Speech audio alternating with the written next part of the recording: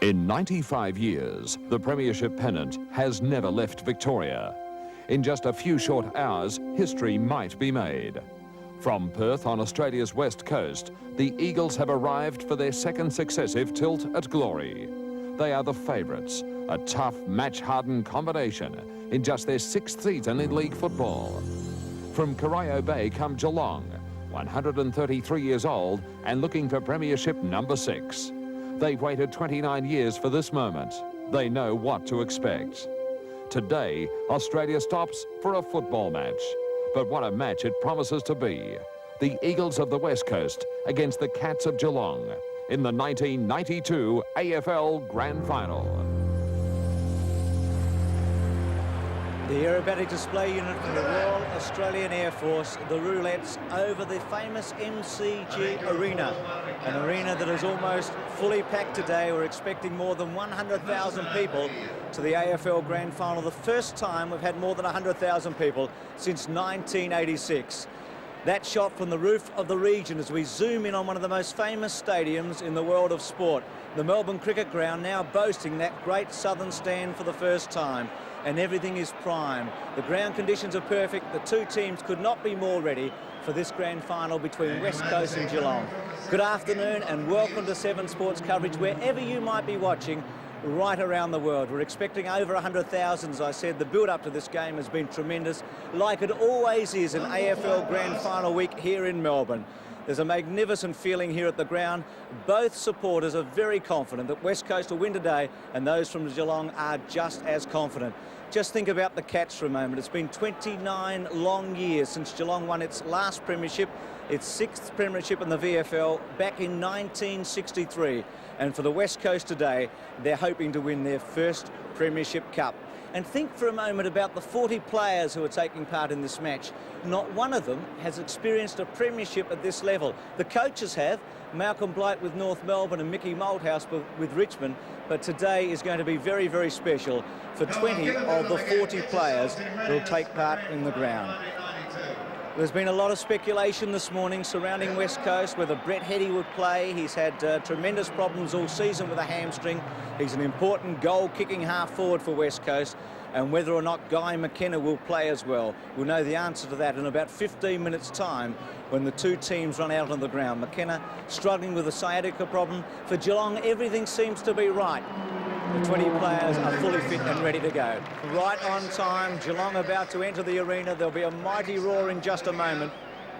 They've been a record-breaking team all season. They kicked a record score against Brisbane this year in the history of the AFL/VFL. They kicked more goals and points than any other team in history. And they're the first team onto the arena. It's been 29 long years. There's Kenny Hinkley, third in the Brownlow medal. What a moment. Not one of the 20 players has experienced a grand final, but 9 of the 20 were involved in that memorable 1989 grand final, including one man they called God at Kardinia Park, Gary Ablett. And you just have the feeling that the stage is set for the 30-year-old today to produce his brand of magic that could turn this grand final. The Cats have been heavily backed this morning. They're 10 to 9 second favourites in a 2-horse race, but they're shortening all the time. And will that magic man produce something today that we'll talk about for 20 years? Let's join Billy McDonald, who's in the Channel 7 helicopter, and you must have a great view, Bill. Bruce, what a picture we've got up here. Here come the balloons now. Geelong around on the ground. The MCG is at near capacity. There aren't too many seats out there. The Great Southern Stand is full. It looks magnificent. There's plenty of colour down there. A lot of green caps, you'll notice. That's a lot of the West Coast Eagles supporters that have come over from Perth for this grand final today. The weather is fine and warm, perfect conditions. You couldn't hope for better. All is in readiness for one of the greatest occasions in Australian sport. No question about that. And there's Malcolm Blight, the man who knows what it's like to win a premiership. 2 of them with North Melbourne, one of the great players in the history of the game. Coach at Geelong, just missed out in 1989 in a classic grand final when the Cats went down by a goal to Hawthorn. But they're back 3 years later and they're primed and ready to win. Don Scott and Peter McKenna know what it's all about to play in an AFL/VFL grand final at this ground. I welcome them here today. It's a magnificent occasion. Yeah, Bruce, it certainly is, and good to be with you here too, Don, and 2 very evenly matched sides, Bruce and Don. And as we have a look, we'll have a look at the Geelong side. It'll be up on the screen in a moment. It's a very, very good side. The Geelong side, there's key players, of course. Stoneham at half forward. Billy Brownless. Will he put in a match-winning performance? And look at that man on the half forward line, Gary Ablett. He could win this game off his own boot. Tremendous, Don, to see Neville Bruns appearing in this side. He's had that knee injury. He's a gutsy little player. He'll give everything for his club. There's the West Coast Eagles players getting a G up from Mickey Malthouse, and they'll be pretty keyed up. Actually, that's pretty important there. Just timing the entrance onto the ground is just so important. Geelong have to stand. The West Coast are going to time it beautifully, but West Coast, they man up. Will Kemp take on Bairstow? Will Turley take on Couch? Lamb and Scott, Pike and Hocking. They were the matchups when they met at Cardinia Park. They were the matchups last time they met here at the MCG. Somebody's got to take Sumich. My bet it could be Miles. Darcy could have the job, but there are going to be some important matchups as far as this West Coast side are concerned, because they're not a goal-kicking side, but they certainly have got committed players who do concentrate. Great sign for West Coast. Both Heady and McKenna stripped and ready to come out. If both those players are out, Bruce, I'd be tipping Geelong for sure, because they're vital to them, particularly McKenna off the half-back line where if we see the Eagles about to come out in the ground any moment, it'll be interesting, Bruce, to get the crowd reaction to the Eagles. Well, there are many thousands of people who have made the trek from Western Australia to Victoria for this momentous occasion. It's their first grand final, remember, at the MCG for the club. They were at Waverley Park last year. It's the biggest crowd they've played in front of. 16 of the 20 players are back, including Carl Langdon, who missed out with injury last year, and maybe that man number 4, Peter Sumich, could hold the key to this grand final. Also Matera, and I believe Mainwaring will line up on the wings. That is a real important line, because they were match winners last time they met here at the MCG. Matera, Mainwaring across the centre. Yes, it'll be interesting to see what Malcolm Blight does about Matera, because he can catch it to pieces. Will he play Trevor Poole there? Will he play Peter Riccardi, the pacey Peter Riccardi on him? Or will he just play a man-to-man? There's Mickey Malthouse on screen. And the meetings so far this year favour West Coast by 2-1 over Geelong. Surprisingly, the Cats at Subiaco, but West Coast at Cardinia Park, and the most important result there, the second semi, West Coast over Geelong, 133-95.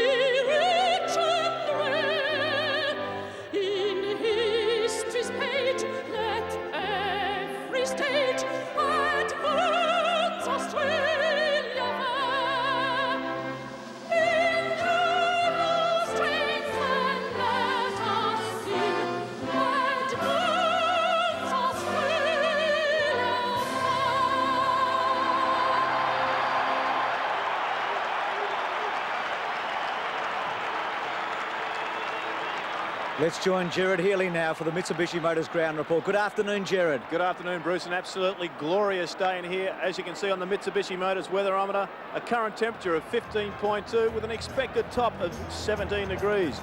Humidity is currently 51%, and there's a 10-kilometre wind swirling at ground level. So as always at the MCG, no goal advantage. The ground is in excellent condition. 3 votes must go to the curators, who've had the super sopper going all night. And the forecast is for a fine and mild afternoon. Couldn't hope for anything better than that. The toss about to take place. Dennis Rich and Peter Carey, the 2 umpires today. They've both been here before. John Worsfold, number 24. Western Australian captaining West Coast. Mark Bairstow, a Western Australian, captaining Geelong. And here's Gerard Healy. Yes, down in the centre of the ground, the toss about to be taken. Awesome force, and Peter Tonkin throws the coin in the air. The call is made by Mark Bairstow. It was a tail, it's never failed, and he has kicked to the small scoreboard end. So Geelong winning the toss as John Worsfold moves away. And in the Perth suburb of Nedlands, one of the favourite spots for Eagles supporters is Steve's Hotel. And look at them there, revving up the Eagles today. What high hopes they have in Western Australia. Steve's Hotel in Nedlands, and they're cheering on their beloved Eagles today. Well, our match commentators today are Sandy Roberts, Dennis Cometti and Ross Glendinning. Tim Watson and Bernie Quinlan are on the boundary. Sandy Roberts. Thank you, Bruce, and welcome on behalf of the commentators to surely the greatest sporting stadium in the world, the MCG, and doesn't it look a picture today as we welcome Dennis Cometti and Ross Glendinning. Gentlemen, welcome. Afternoon, Sandy. Fantastic day, isn't it? And what an atmosphere. Yes, you couldn't have asked for better, Sandy. It's just watching the games earlier too. It was a very high standard, and players were able to keep their footing on the ground, which you thought may have been a bit sloppy. As Gerard said, conditions ideal for football, and special mention to the curators. This ground during the week has been absolutely saturated. White and Lewis making their way to the interchange area for the Eagles. So Hetty will start on the ground. Yes, and McKenna is out there too, Ross. Yes, and Brennan. There was some doubt about those players. Wills and Miles are the two interchange for Geelong. So the matchups, very important. McIntosh goes down on Brownless. At the other end of the ground, Darcy has Sumich. And already some pushing and shoving with McIntosh and Brownless. Brownless, a confidence player.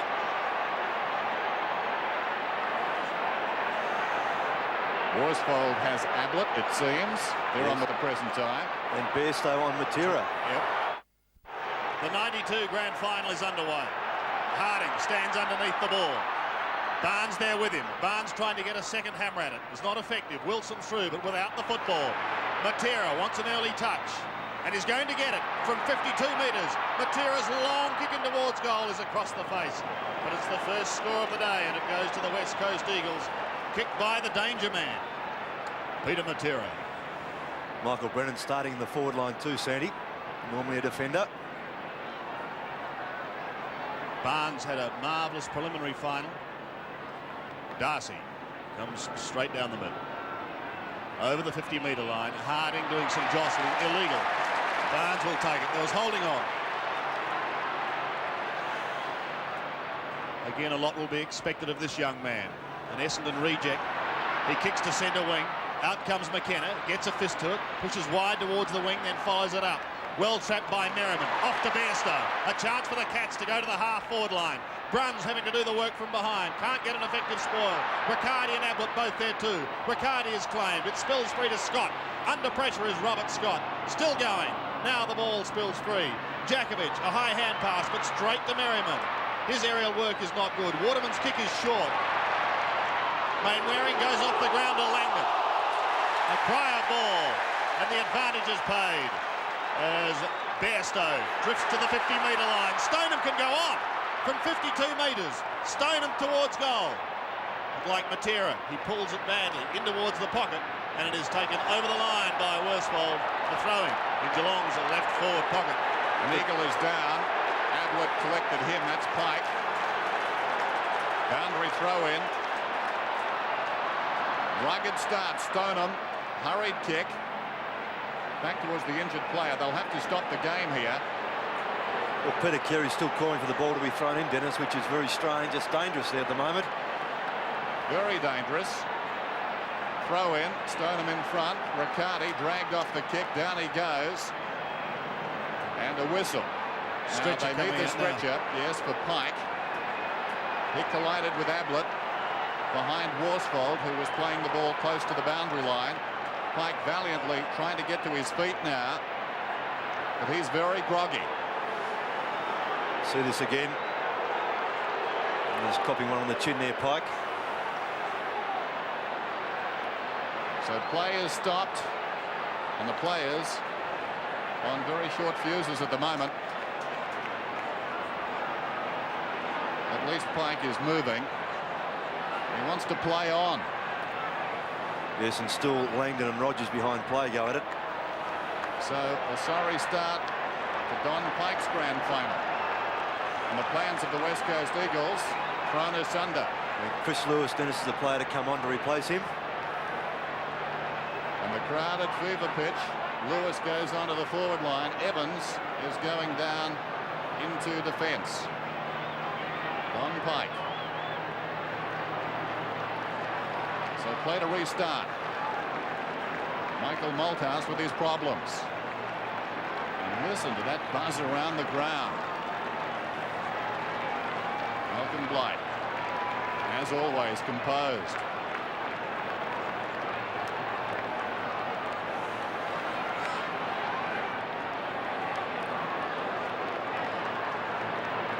Well, speaks for itself. So a bounce.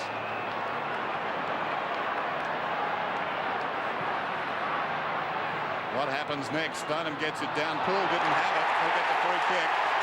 Trevor Poole, only about 30 metres from goal. Almost predictable. The umpires would pay a free almost immediately. Yes, and his experience too is a welcome addition to this side. Trevor Poole, very mobile player. Former best and fairest with Richmond. Will this be the first goal of the grand final? Poole, deliberately. It's good. Geelong lead by 5 points. Yes, and we've seen the emergency umpire there. He's been out there for the last 3 or 4 minutes with Langdon and Rogers. As we just see his free kick once more. Kemp tackling a little high, and also Poole without the football. And Poole finished off well.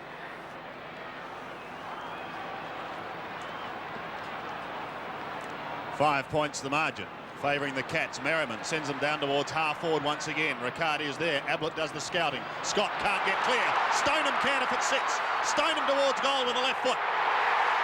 There's another one. A big start by the Cats.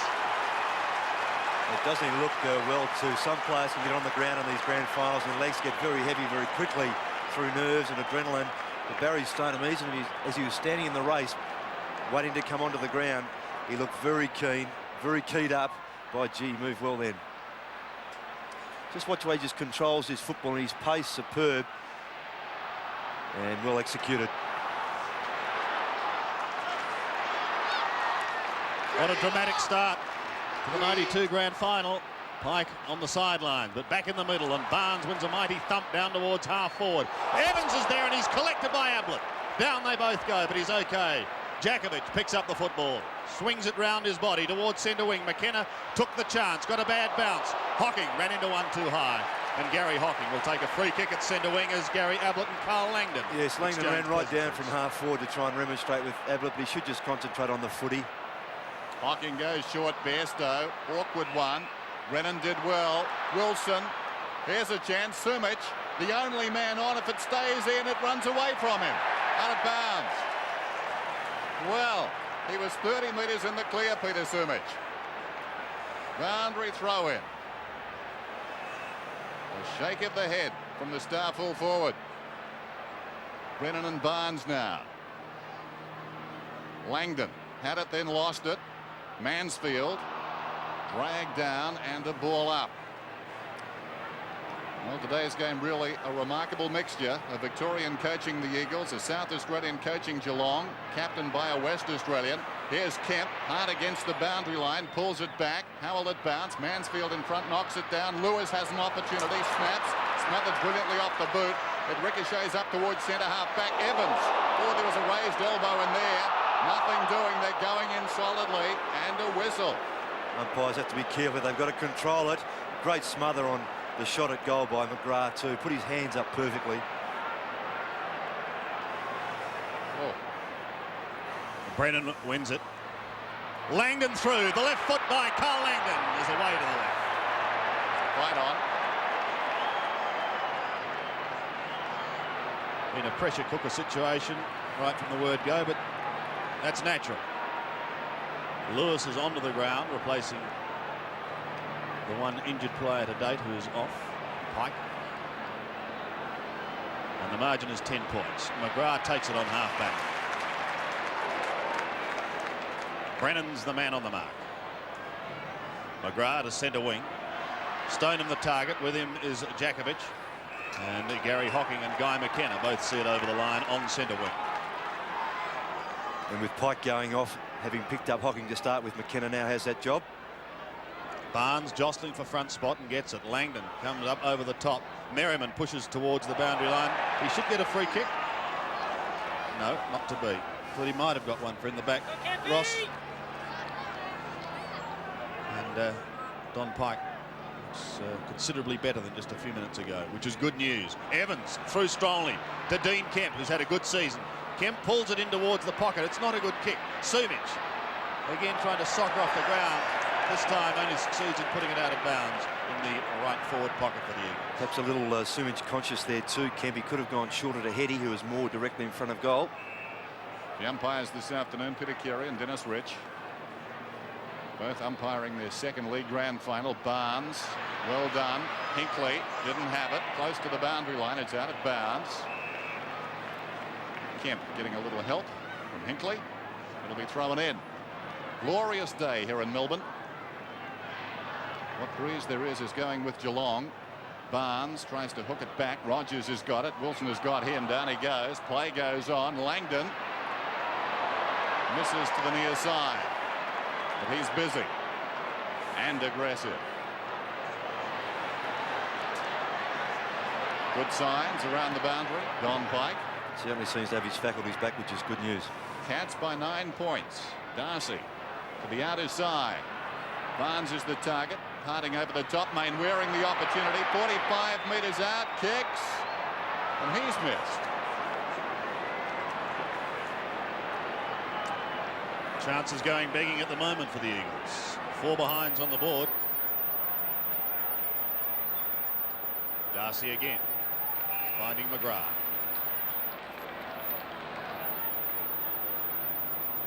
Goes across the other side of the ground somewhat dangerously. Mainwaring couldn't take it. Heady might get a free kick for a push. He will. Yes, Neville Brunt knew straight away, saying that he'd done the wrong thing there. He's very keen to pick up Heady with Mainwaring, his immediate opponent, just spilling that mark. Yeah, a definite free kick. An extraordinary ploy by McGrath. Yes, and now looks as if Pike is coming back onto the ground. Lewis coming off.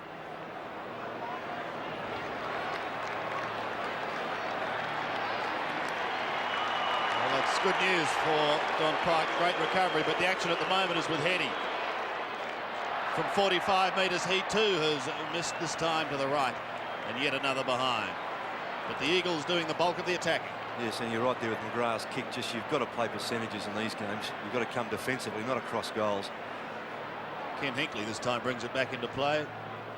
He too's had a marvellous year, finishing 3rd in the Brownlow. Couch does the scouting.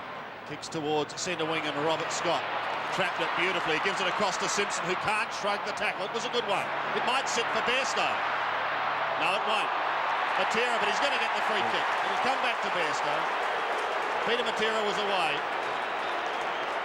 Yeah, he's just needed a small nudge there. His momentum was carrying him forward anyway, but it's one of those line ball decisions.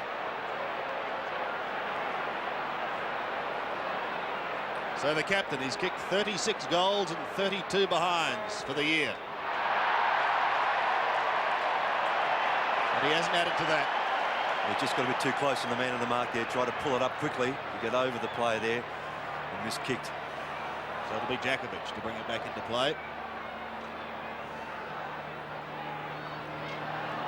Heads towards Harding. Flicked over the back. Pike. Back in business. Turley does the shepherding. He wants Langdon. Rogers forgot about the ball for a moment. It opened a path for McGrath, who kicks towards Barnes. Over the top he comes. Plays on well. He's carrying on his good forward. To half forward. Ablett is there. Stoneham is there. Mainwaring is there. Mainwaring heads for the boundary line. And we'll have a throw-in, says Peter Carey, officiating in his 2nd grand final. Cats lead by 7 points. Just under 16 minutes remaining in the first quarter. Stoneham gets it down. Mainwaring is grabbed. This is Scott. Strong tackle by Worsfold. Riccardi. Great goal.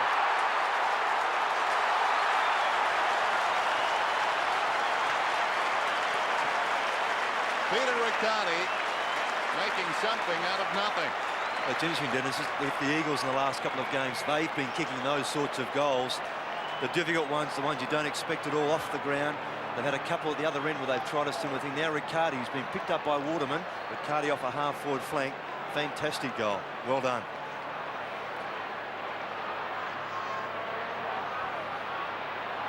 Out of the centre once again. It's the Eagles getting away. Heady on to Langdon. He loses it. And now it's with Dean Kemp, still outside 50. A gentle chip in towards Sumich. Can't take it with the one hand. Down towards Couch. Evans had an airy. McGrath, cool in defence. Comes to half back. Pike used the body nicely. Has front spot. Trying to clear a path for Matera. He'll get a free kick. He's been paid for a trip there by umpire Carey. Considered by many to be the danger player along with Peter Sumich. Handball was meant for Hocking. It went to McKenna. Langdon now paddling it along in front, but only as far as Bairstow. Couch tries to find some room. He can't. It goes straight to Kemp. Now Pike. Back to Matera. A little flick to the 50-metre line. Turley couldn't take the mark. Rogers leaves it for Couch. He's got Hocking, and the Cats are out of trouble. Hocking down towards half forward. Worsfold and Ablett close to the boundary line. Ablett the better recovery. Tries to go off the ground. Stoneham legged. But a free kick earlier. I think it'll come back to Ablett. Yes, quite right, Dennis. Yeah, Worsfold just a little bit heavy on him after the ball had gone free. Harry Ablett, left half forward. Massive spiral. Bending back. Back they go. McIntosh, marvellous mark. Outstanding performance by McIntosh. Goes in short to the pocket. Mainwaring runs up to the defensive 50. This is McKenna. Touches it down once. Probing kick towards half forward. Heady and Hinckley. The defender comes over the top and gets it out of bounds. Ken Hinckley, who turns 26 next Wednesday, one of two Cats to play every game this season. The other, Tim McGrath. Watch this again. Boundary throw in. Pike. Merriman knocked it away. Poole looking for a kick. Kemp's got him. Slapped out by Poole. Scott's over the ball. Does nicely. Pulls it back towards half forward. It's on the ground to Bairstow. Bairstow through half forward to the pocket. Riccardi again. Well played, Trevor Poole on half-back flank. He just one of the footballers surrounded by Eagles. Got the ball amongst the feet and got it out to his teammate. Well done, Trevor Poole. Now it's a shot at goal. And Riccardi, a natural left footer, is a chance from here. Already has one. Very talented young player, this man. Riccardi from 40 metres out. Looks good. Oh, hit the post halfway up. Bad luck for the Cats. It increases their lead, though, to 14 points. 5 scoring shots to 4 in favour of the Eagles. McKenna goes wide to the run of Kemp. Dean Kemp from half back looks towards Langdon.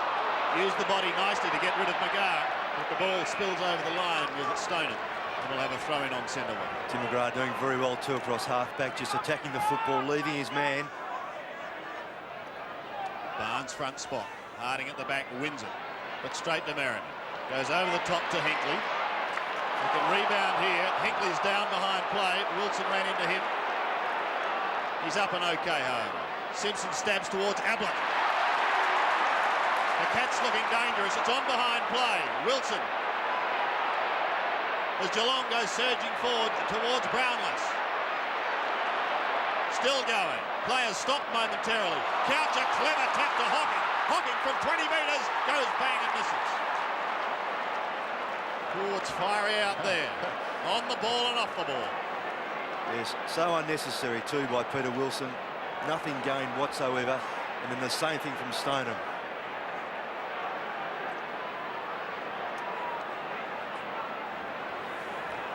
$15 points the margin. The behind being the result. Matera couldn't quite complete the mark. Well, he's clever the way he pushes the ball along in front, but he loses it. I thought for a moment to Scott, and now Bruns has given away the free kick. Yeah, too high, Sandy. Lamb will have to come back and kick over the mark. Still to come back.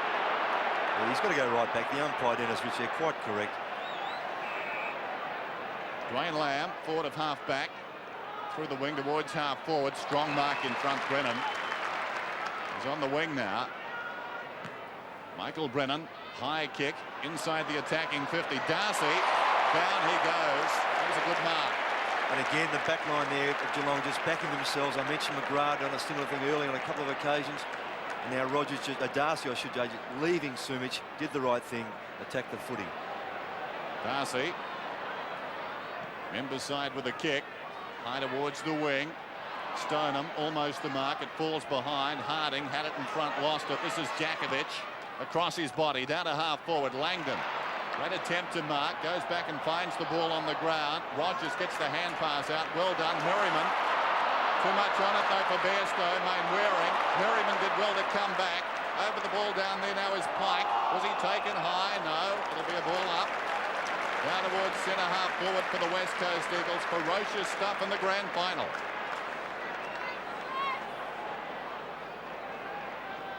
Five behinds.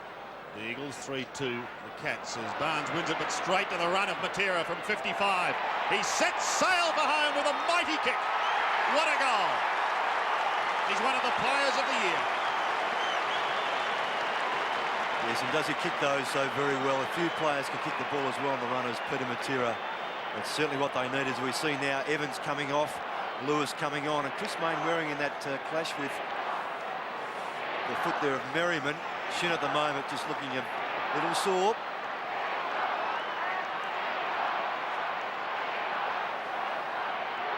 So that first goal could fire up the Eagles.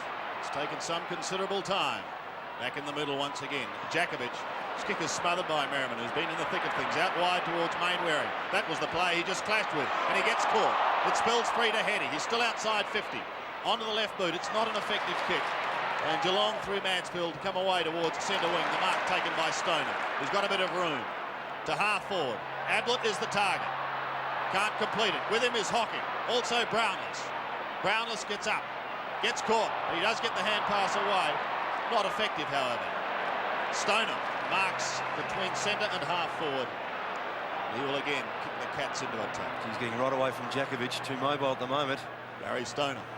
Inside 50 he goes. Oh, there are a couple of big flyers. Barnes and Brownless both flew. Pull just outside 50. Claimed by Kemp. Does well to maintain control. Now Ablett. What can he do? Off to Hocking. Shrugs the tackle, Buddha Hocking. Kicks for goal. But shaves the post. It's a couple now, isn't it? Second poster.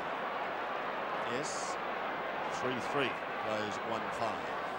Doesn't make a difference too to Geelong when Stoneham fires at centre half forward. When you have to go back to full back in the second semi-final, they had no one to kick to across that half forward line. He's just such a very good player. The Cats lead by 10 points, but very even. The Eagles getting plenty of the ball. And some of their key players getting plenty of touches. Waterman. Shocking kick towards the outer side. Stoneham flies over the top, interferes with Jakovic, who'll get the free. Clock is running down, just over 8 minutes till quarter time. Hectic affair so far, as you'd expect. The stakes are high this afternoon. There is no second chance. Jakovic, Langdon on the lead. McGrath with him. Runs free behind McGrath, who played so well in the second semi. A hot one to Mansfield. Great evasion. Down towards half forward. Riccardi was held. No free kick. Does brilliantly. This is Couch. Storming to half forward. He'll kick this. Paul Couch. It's bending back. Not enough. And bounces through for a minor score. Great play there from Mansfield on the wing. Just saw Langdon coming. Just ducked down at the crucial time. Fed the ball out well. It's a shame that Couch didn't finish off. McKenna again. This first quarter going in waves. Every few minutes it's the Eagles doing all the attacking, then it's the Cats. McKenna unsure, finally goes short to Waterman. Still tucked in the back pocket. As time ticks away in this first quarter, Waterman to the Matera magic. Off he goes. He doesn't worry about the mark or where it should be. He just gets straight on with the business to Turley. Over the head of Langdon, though not a good kick, and McGrath takes an easy mark. He's got Barnes short if he wants him on centre wing. The question is asked of Wilson to get back on the mark as Barnes kicks towards Couch. Shepherding by Poole allows him to take the mark. The Cats again in control as they go towards half forward. Bairstow lost sight of it. Riccardi In towards full forward and Hock. Tight angle. Plays on. Oh. Kick is a shocker. Brownless may get there first. He does. And he shrugs the tackle. Big Billy from 55. Well goes done. short cleverly to Browns. Yes, he thought about having a long shot, Sandy, but just did the right thing, perhaps just a shade too far out and under a bit of pressure. They're just using the ball a little better by foot, Geelong, at the moment. A few more runners.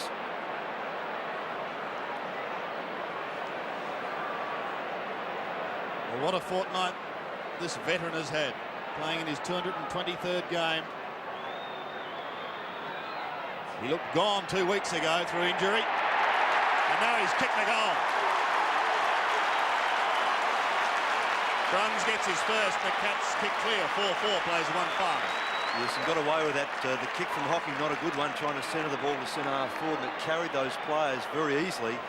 Brownless read it quickly and got away from that main-wearing tackle. And here we see, had a thought at having a shot, just chipped it over nicely to Bruns. Well done.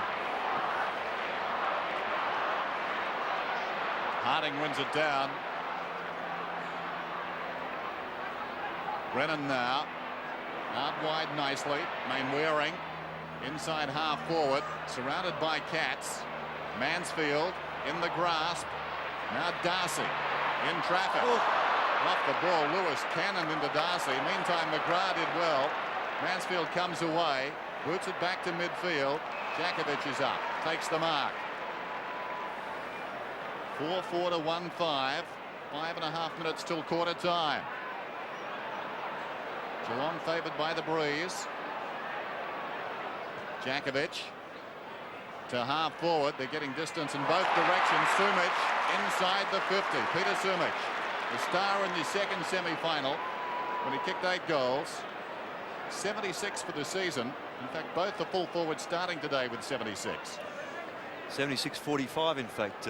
Little stat there, a little bit of a coincidence. And that'll give Sumic great heart, that mark. If he finishes off, just what he needs. And the Eagles too. Sumic. Very important kick, this one. Looks good. It's a beauty. Big deep breath from Peter Sumic. 2-5 plays 4-4. Yes, when you're such a crucial player, and the key posse is he is there at full forward and relied upon so much to kick the goals, even with Brett Heady coming back into the side. Heady's still looking a little out of touch. Another occasion, Darcy just couldn't get there. And definitely what they needed, that steadying goal. They concentrate on the football now, they get themselves back in the game. Only 11 points the margin. Barnes wins it from the centre. Jakovic cuts it off across half back and drifts back in towards his own attacking zone, but only as far as Ken Hinkley. Proppy hand pass for McGrath. Danger there. Bairstow in the centre. Runs into trouble. Hocking trying to get clear. Could have been held. And eventually Dennis Rich comes in and says, I'll take charge. Looks like Michael Brennan's coming off the ground for Mitchell White. Merriman over his body. Jakovic could have interfered. It's opened the door for Stoneham. He misses badly to the left. And could have given a handball over the top to Bruns too, who had a better shot in front of Mainwaring. Yes, and here's Brennan coming off, as you see there, and Mitchell White to go up in the forward line, picked up by Rogers.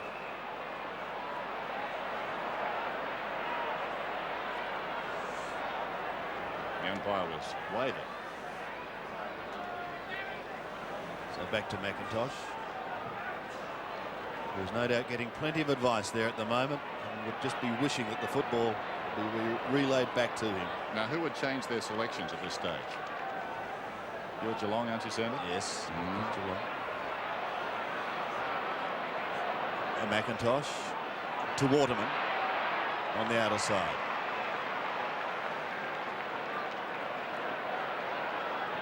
Waterman towards centre wing. Turley's the target. Sneaking away from Couch. Or has he? Yes, he gets his kick well. Heady was one flyer. Ken Hinkley was another. Well, we know Hinkley can do that. It's going to come back because there was interference on the shoulders there. Simpson's football. Over centre wing. Robert Scott had front spot. Couch now a chance. He's on the left foot. Stabs it in towards Ablett at half forward. But Waterman nipping in front of Ablett and also Riccardi to take a timely mark and hold up the Cats once more. Worsfold boots it towards the wing. Bairstow was held. He marked it in any case. Now the crowd 150. Did that very well, Mark Bairstow, on that occasion. He got in front, used his body well on Matera. Ablett on the lead. Worsfold in close attendance. Ablett has it on the boundary line. No magic this time. Out of bounds on the full. He did the right thing. He settled, took a couple of settling steps. Could have even, in fact, gone around an extra step to the right and had a kick with his right foot. McIntosh. Back to half-back and Barnes. Thought he marked it. Wasn't paid. Harding goes for the boundary. And succeeds. Yes, the intelligent option there. He couldn't see who was around, so just straight to the boundary line. Defensive thing to do. Just over 2 minutes till quarter time. And the Cats lead by 12 points. Harding in front. Directs it down nicely to Kemp. Kemp runs away from half-back. Boots it down towards half-forward. The players have settled down now. Here's Heady. Tries to hack it out of mid-air and missed. Mansfield over the ball. Paddles it back. Well played. Hinkley, so resolute in defence, kept his composure. Bairstow, now Simpson. Simpson a high kick towards half-forward. Here comes Ablett. Up he goes, bounces off his chest. Merriman, probing kick down towards full forward. The Eagles get back in strength, but it falls to Riccardi. He can't pick it up. Riccardi's in trouble now, gets to his feet. Over the top to Brownless, goal.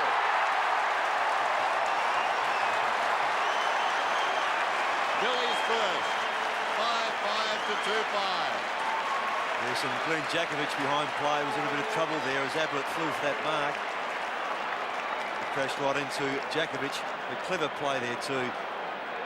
Riccardi just kept his feet, stayed on the ground with Waterman, going for the football with McIntosh. Kept his cool in keeping the footy. And an easy goal on the end of Brownless.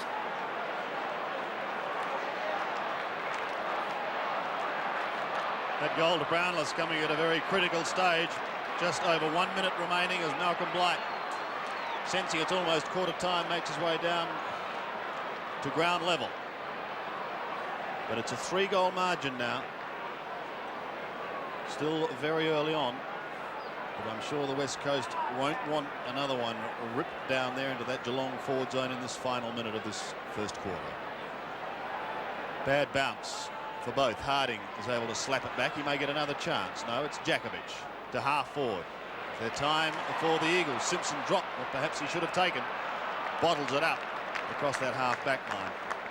And a bounce will be the result.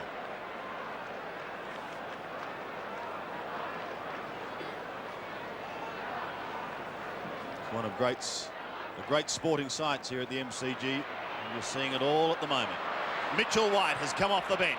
What can he do with his left foot snap? Out of bounds on the full.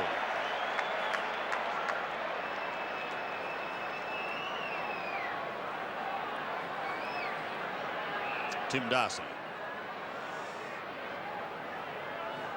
Like a couple of Geelong players, has made a fine comeback into the senior ranks. Barnes over the top of Harding, but Harding gets it out to White, off to Chris Mainwaring, who went over the line.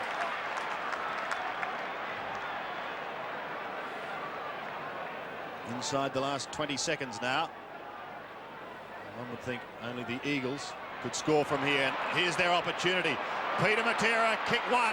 He's only 35 metres out, but he's away to the right. Bad. There is an opportunity going begging. Geez, a sharp handball from Mitchell White too. Pity it wasn't finished off. On the siren, Roscoe. At quarter time, Geelong leads 5-5, 35. The Eagles 2-6, 18. We go into the second quarter here at the MCG. The Eagles going with the breeze. The bounce is good for Barnes, who hammers it towards the half-forward line. Scott gives it another belt down towards the 50-metre line, but only as far as Worsfold.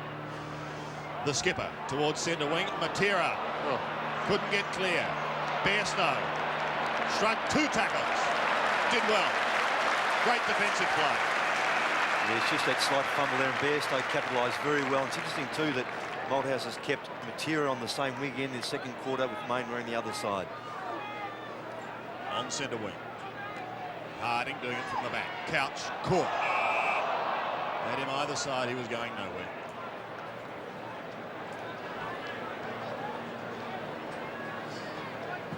Harding and Barnes again. Run by the former. Pushed down, looking for Turley, who tried to sock off the ground initially, and eventually it ricochets over the line. Just interesting to hear what Tim said about Brett Heady. I agree with that. I'd give him another 5 minutes in this quarter, and if he can't quite get his game going, I'd be inclined to take him off. Harding again. Matera belts it further forward. It may sit for Turley, but he's not quick enough. Rogers is there, and Turley sees it over the line.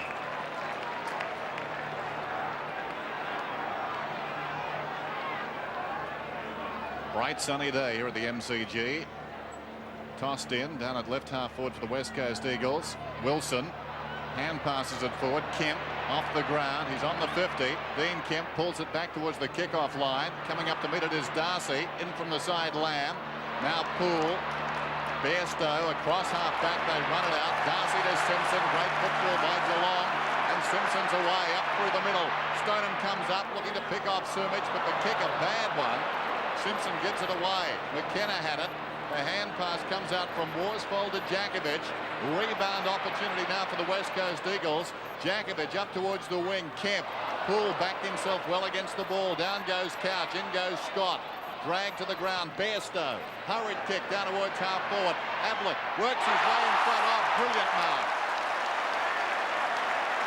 Body to body with Worsfold and then fell away at the last moment to mark it on his chest. What can you do but applaud? Here's the champ then. Just outside the 50. Launches one. Magnificent.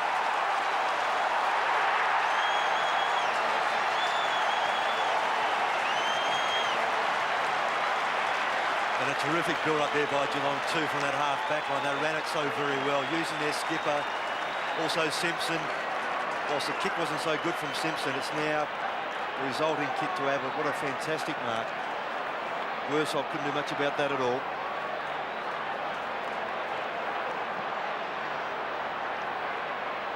$70 to Ablett for the season now as Couch finds him again. This time he is too far out. Bairstow saying go for home. Well, he does. Oh, with a magnificent kick. Oh, the mark's been taken by Brownless. What a start to the second quarter and an ominous opening for the Eagles. Brownless has won to date. Tight angle, but only 20 metres out. And he misses. There's 1-all to McIntosh and Brownless on those marking duels. Just took his eyes off the ball for a while there, Brownless, but then at the right time just bustled McIntosh out of the way. McIntosh not his eyes on the football. 4 goals the margin. Kemp, an uncustomary fumble, but recovers nicely across halfback. Drifts it in towards the centre for the run of Langdon. Clever hand pass back to Lamb. Now the Eagles surge down towards their forward line. Mansfield chanced his arm. Missed it. Lewis couldn't take it. Heady there. Still on. At the bottom is Hinkley. Heady asked the question. So too does Langdon and Waterman. It's interesting, Sandy, the area where most people think Geelong are deficient, their defence, they've been very, very good today. They've been very much one-on-one. They've stuck to their task and they've run the ball out very well. Margin 24 points. Harding gets it down. Mansfield swings it out wide. Lamb does brilliantly. Mainwaring just outside the 50 to the pocket. Waterman, the left footer. Not against the boundary line, but not a bad spot for him. Normally a pretty good kick. It'll take one from here. Interesting on the forward line a couple of times now. The West Coast Eagles duplicating leads. Players going together. The entire half forward line in the first term led at one stage, the same spot. And on that last sortie forward, Sumich and White did the same thing. Here's Waterman. Important kick, this one. No good.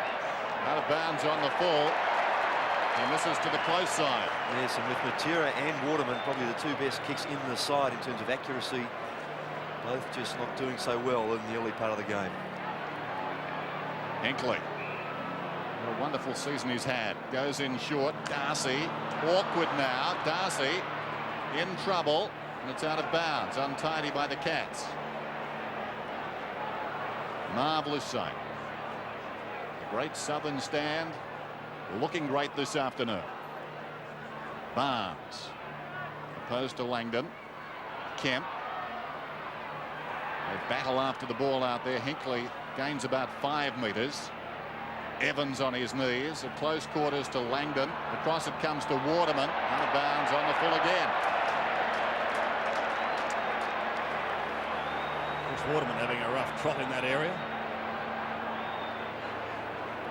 McGrath, unlike Hinckley, goes long. Fisted down in front to Langdon. Pulled to the ground as he got his kick. Hinckley couldn't take the mark. Darcy tried to storm through. Wilson in strongly. Simpson in over the top. And eventually a bounce. But the West Coast Eagles started this second quarter at 2 goals 6. They are still 2 goals 6 with under 19 minutes remaining. Langdon again tries to pluck it out of the air and charge his way through.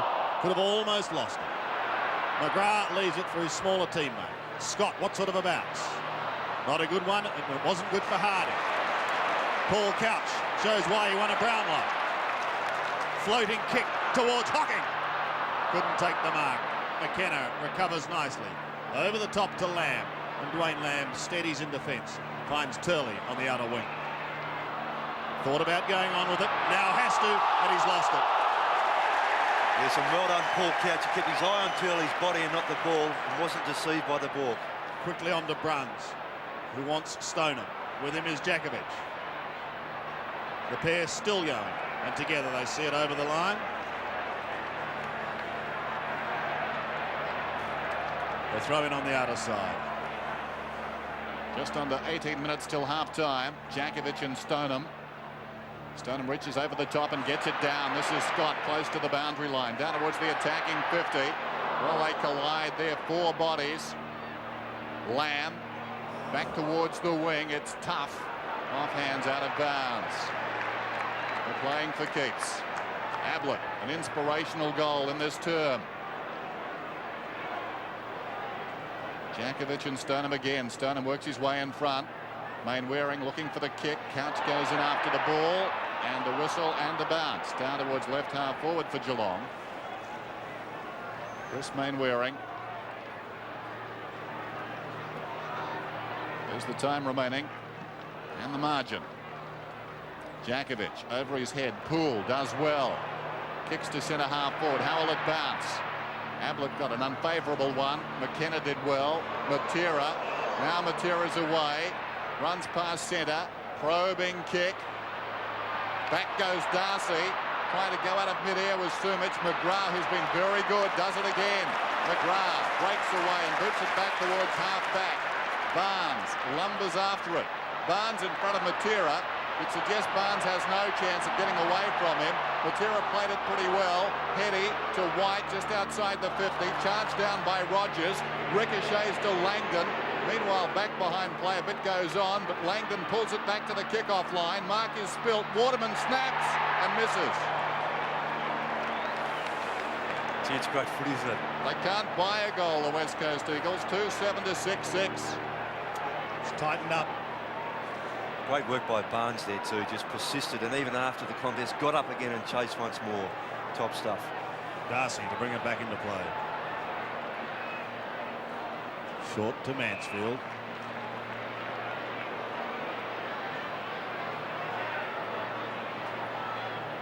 This young man's had a pretty good final series too, as he kicks close to the man on the mark in Brett Heady. Barnes was his target. Robert Scott waits down. Oh, he's still going. And Dwayne Lamb was still going. Well done by Lamb to persist. He may finish up with the football. He does. Across to Turley. Wilson in trouble. Around his body. Geelong applying enormous pressure. White. Mansfield and Merriman at the bottom. Evans over the top. Matera somehow gets out of jail. Peter Matera, 52 metres. Pulls it back. What a magnificent kick for goal. Oh, he can fire them up.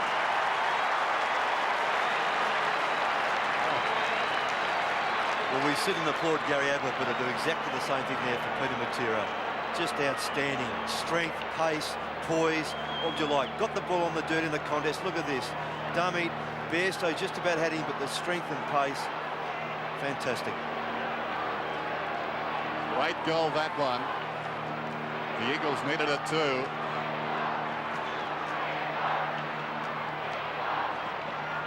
Back in the middle, Merriman, hurried kick towards half forward, and Ablett keeps it in front. Couch, colliding with him was Worsfold. Gee whiz.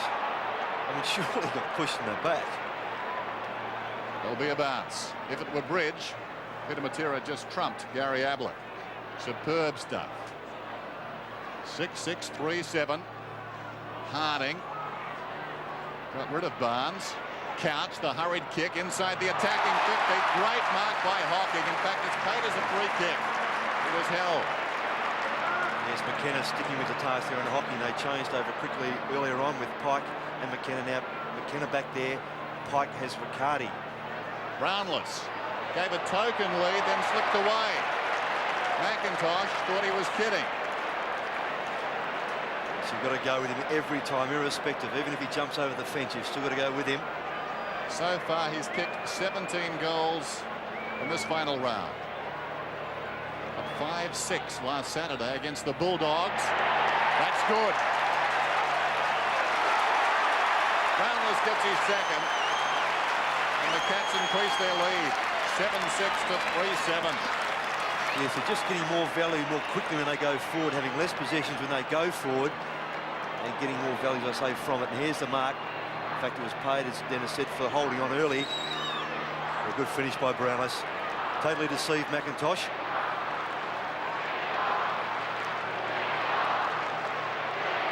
Heading now into the centre for a while. Turley out to the flank. The Geelong chart goes up as Harding and Barnes prepare to do battle in the middle again. Neither a decisive winner. Towards Rogers it goes. White slaps it over the back. Turley was there but couldn't take it. He's still in there. So too Mitchell White. It's White who comes up with the football. It is fierce, isn't it? My word. Barnes wins it. It's straight to Mainwaring. His kick on the left foot goes down towards the 50-metre line. Darcy did well because he lost his balance. But he had the vision to find Simpson. He got a defensive kick away beautifully. Now that's courage, Sandy, too, to break right away from your full-back area, attack the football, and still do the right thing, even though he fell over. It was just very well done. Throw in again. Harding front spot. Big man claims it. Evans is hustled over the line with the football. Chris Lewis is warming up on the boundary line. I'm interested to see what the change will be.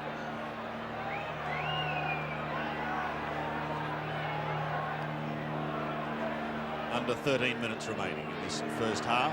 Bairstow, who's caught, and well caught. Fierce tackle. Langdon. The lead is on. The pass is there. Free kick. Yeah, definitely there, Sandy. Sumic will shoot from 25 metres out. Almost as soon as Sumic had made the lead, the holding on was there. So you see Peter Wilson, the player, to come off for Lewis. See this again. Darcy holding on the whole way. Got to be a free kick.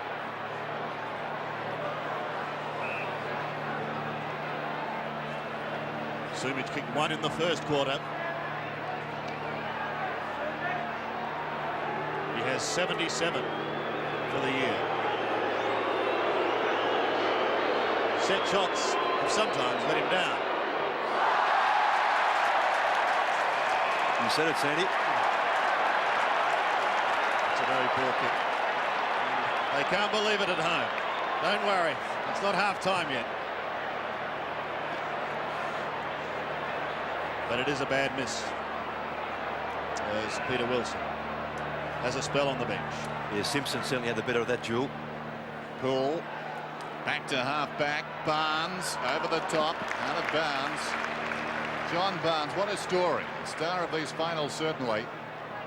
Amazing to think he didn't play a senior game for Essendon last year. Tossed in right on the 50. Langdon.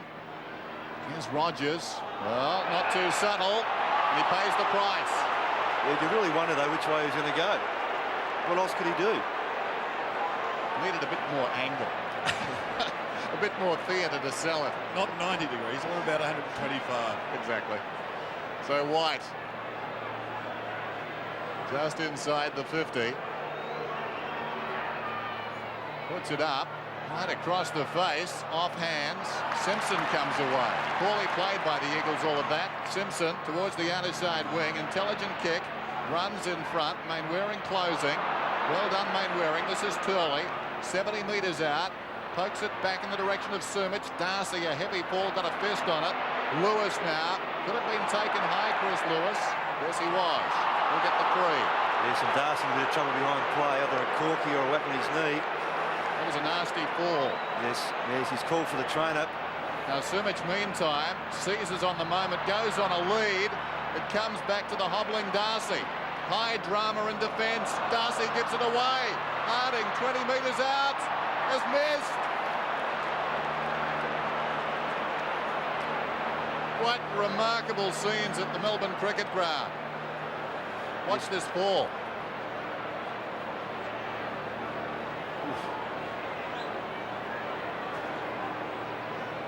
Ken Hinkley will bring it back into play.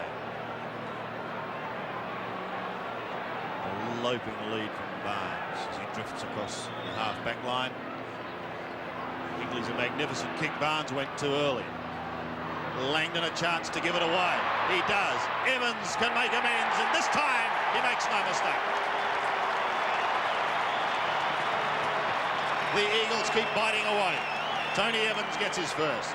Yes, and that's much more purposeful. Langdon there feeding the ball out quickly, and Evans, who does finish very well, started his football mainly as a goal-kicking rover, sitting in the forward pocket, and he finished that well. Gee, did they need that?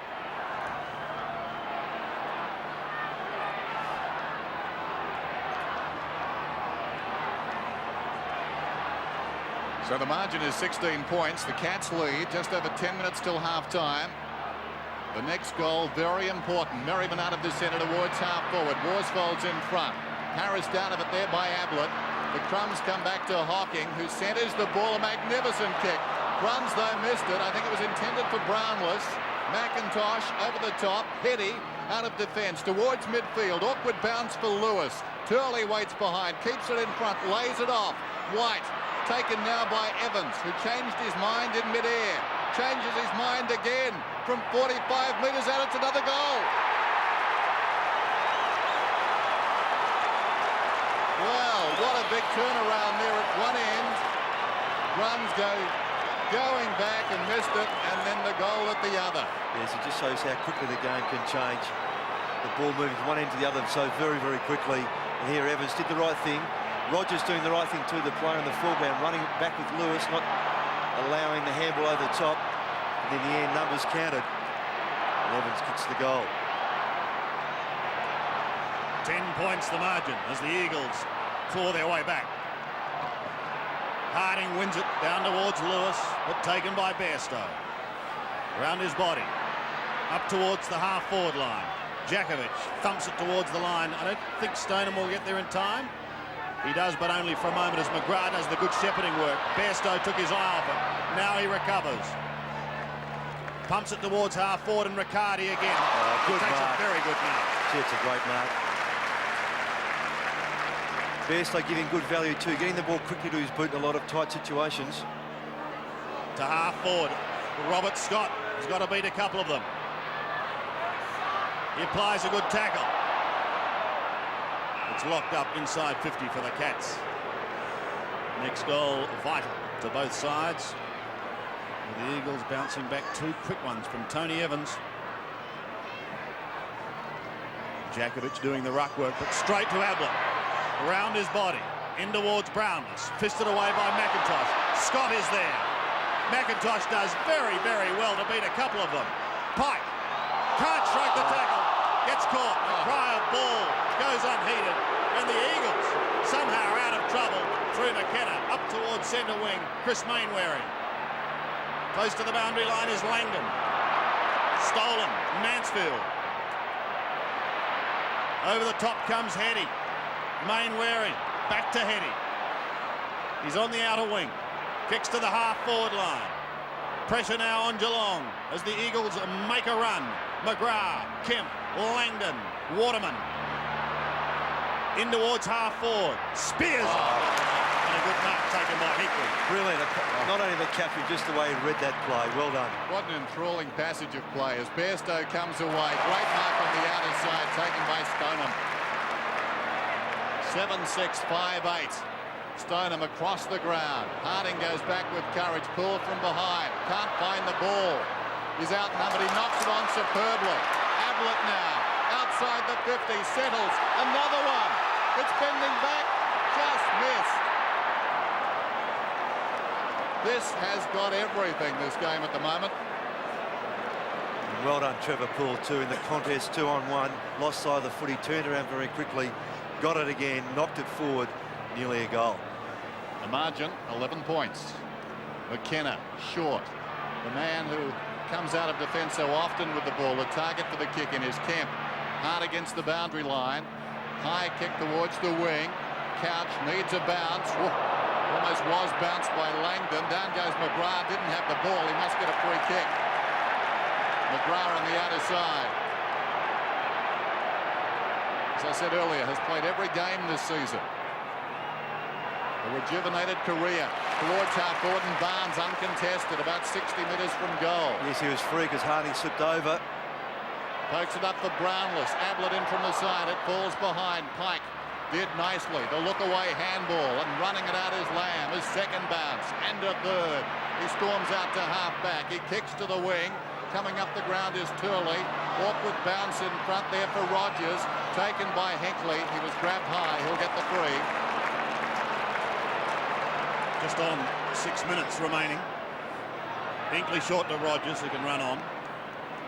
Inside 50. And Brownless was the target. He couldn't quite hold the mark.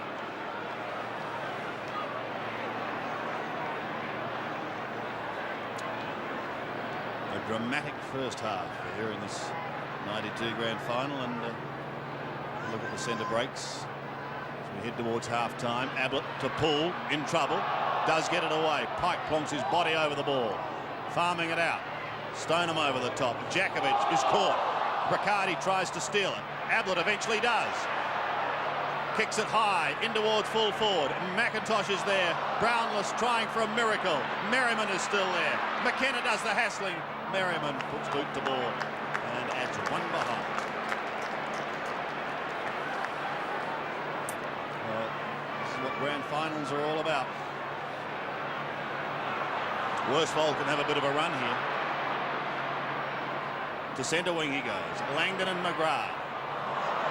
At the back, Waterman a chance. Now Heady's loose. Couch chasing. Heady spearing it in towards full forward. Sumich couldn't take it. Geelong defend again. Darcy appears to be on the mend. Over the top, Hocking. Eventually it sits. In towards the pocket he goes. Brownless can't take the mark. Goes over the line and a throw in Geelong's left forward pocket. Yes, on 3 occasions now, Sandy, the forays into the forward line by the Eagles. Kicks just slightly astray and they've paid dearly for it. They've turned it over very quickly, Geelong, taking it back into their forward line. Only 2 straight kicks in it. Stoneham over the top.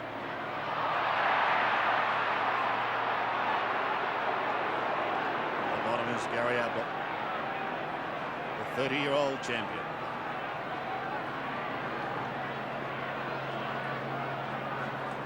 Still in Geelong's attacking zone. No one able to get it cleared. Trevor Poole has lost a free kick because Guy McKenna had his head in his armpit. Too high. McKenna out of defence. Heady getting amongst it now. Close to the boundary line, the defensive side of right centre wing. 12 points the difference. Heady towards half forward. Fisted away down there by Geelong in defence once more. Mainwaring was the man it was intended for. White takes a long time. Turley to Harding. Interesting handball, that one. Hinkley has been very good. He's on the wing. Hinkley goes looking for Couch on. Brilliantly done. Mansfield outside the 50. Sets it up for Brownless. McIntosh. McIntosh could have been taken high. Brownless did brilliantly. Merriman's hand pass is astray. Stoneham still an opportunity. Chips it back towards the 50. Mansfield leads back in the race. 60 metres out from goal to Stoneham. Right on the 50. Couch. And Couch is marked about 25 metres from goal and will get a 50. Well, the Eagles are breaking down. Heady looking for someone to kick to on half forward. There's no one there like a Stoneham that Geelong have. The ball rebounds. Stoneham, the player involved in that play up on half forward there. Chipped the ball out toward Merriman, and now we've got a shot at goal. Couch directly in front.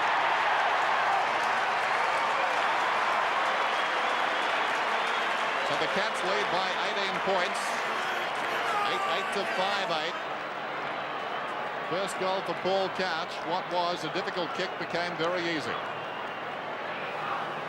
Yes, and Couch getting away now. He's got Heady as his immediate opponent. That's definitely 50 metres. Turley just on a half-forward flank. Hinkley, his immediate opponent. Heady now in the centre.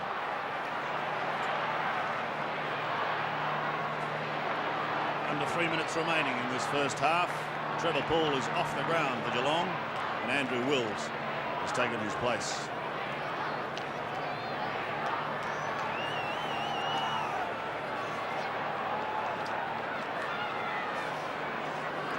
Three straight kicks the margin in this 92 grand final. Barnes sets himself up against Harding. One by Harding. Who can win it out of the middle? Couch is set upon. Heady's come into the game. Hocking trying to. Harding a short kick. His target was Matera. Couch throws it out. Now a chance for Bairstow. Matera slow to get up behind play. Ablett trapped it well. Scott tries to get it out to him. He does. From 50 metres. He recovers. Tries to do too much. It gets caught by Lamb, who loses it to Harding. Harding kicks wide to the outer side. Mansfield and a Waterman. Mansfield front spot, playing the ball along in front of him. Now gives it away to his teammate in Couch. Hocking is there. Look at the ferocity. Players as they attack that ball. And there'll be a bounce on the outer side. Well, the umpires need to be a little careful now. Matera was taken some distance from the ball. Watch this. And there's too much head-high stuff going. That's the umpire's responsibility to control that. On centre wing, Rogers takes a timely, steadying mark. Still in the middle. Barnes does it casually with the one hand and looks for Brownless. Can't take the mark. McIntosh in trouble. Pushes it out wide towards White, who runs out of room. Great work by Peter Ricard. Great pressure. Good stuff. Barnes just proving a bit mobile at the moment for Paul Harding, just reading the play better. Almost half-time. Stoneham from behind. Lamb going nowhere. Riccardi dashes in. Lamb to get the free kick.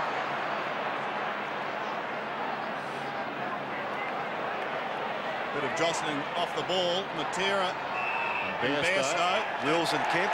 He's lost it, Matera. He's going to lose it. That's where the ball is. It simply turns over directly to the man who was standing the mark, I fancy, or will Bairstow take the kick? And now we've got an outbreak of violence. Wills and Kemp. Bairstow and Matera. Scott's got the ball. Scott, centering kick. Down towards Brownless. McIntosh has done very well. Gets it on the ground. Well, almost. Picking up the crumbs before it hit the ground was Evans, who boots it out of bounds on the bounce on the outer side. So inside the last minute of the first half, a pulsating grand final. And the Cats, a different combination from the one we saw in the second semi. This game is now simmering as Evans boots it towards the wing. Soccering off the ground is Heady, down towards half forward, taken by Langdon.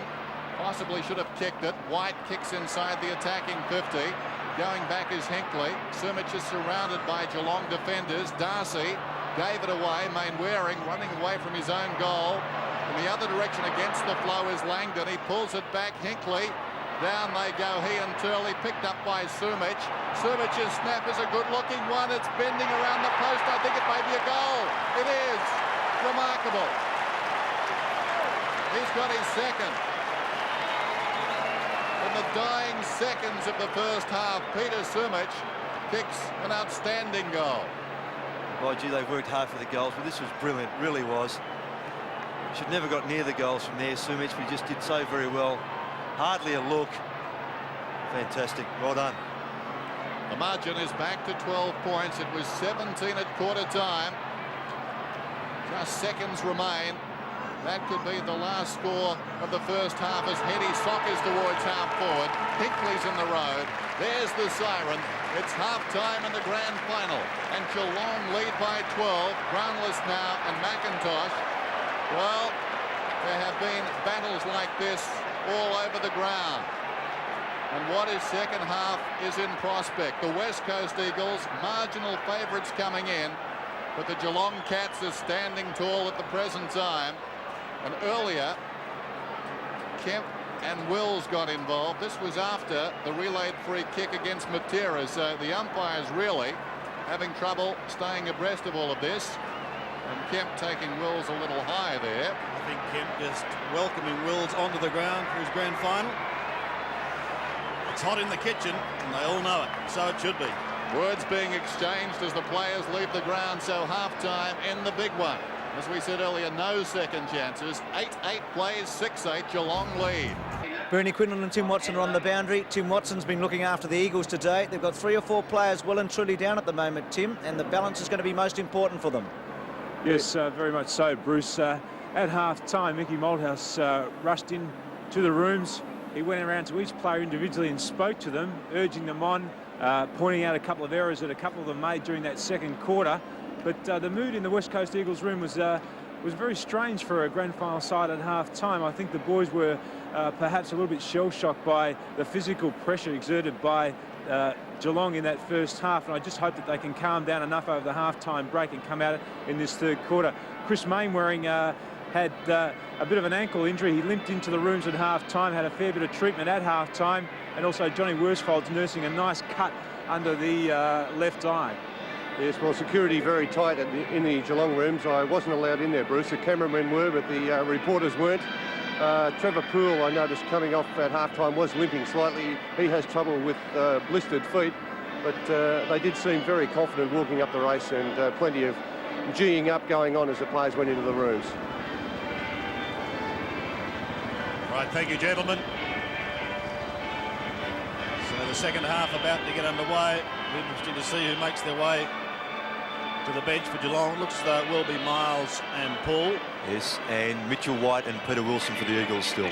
Intriguing situation, this one. The Eagles have trailed at half-time in 9 games this season. They're the best come-from-behind side in the league. They've come back to win 5, the best ratio in the AFL. So if you were stage managing this, this is the way you would set it up.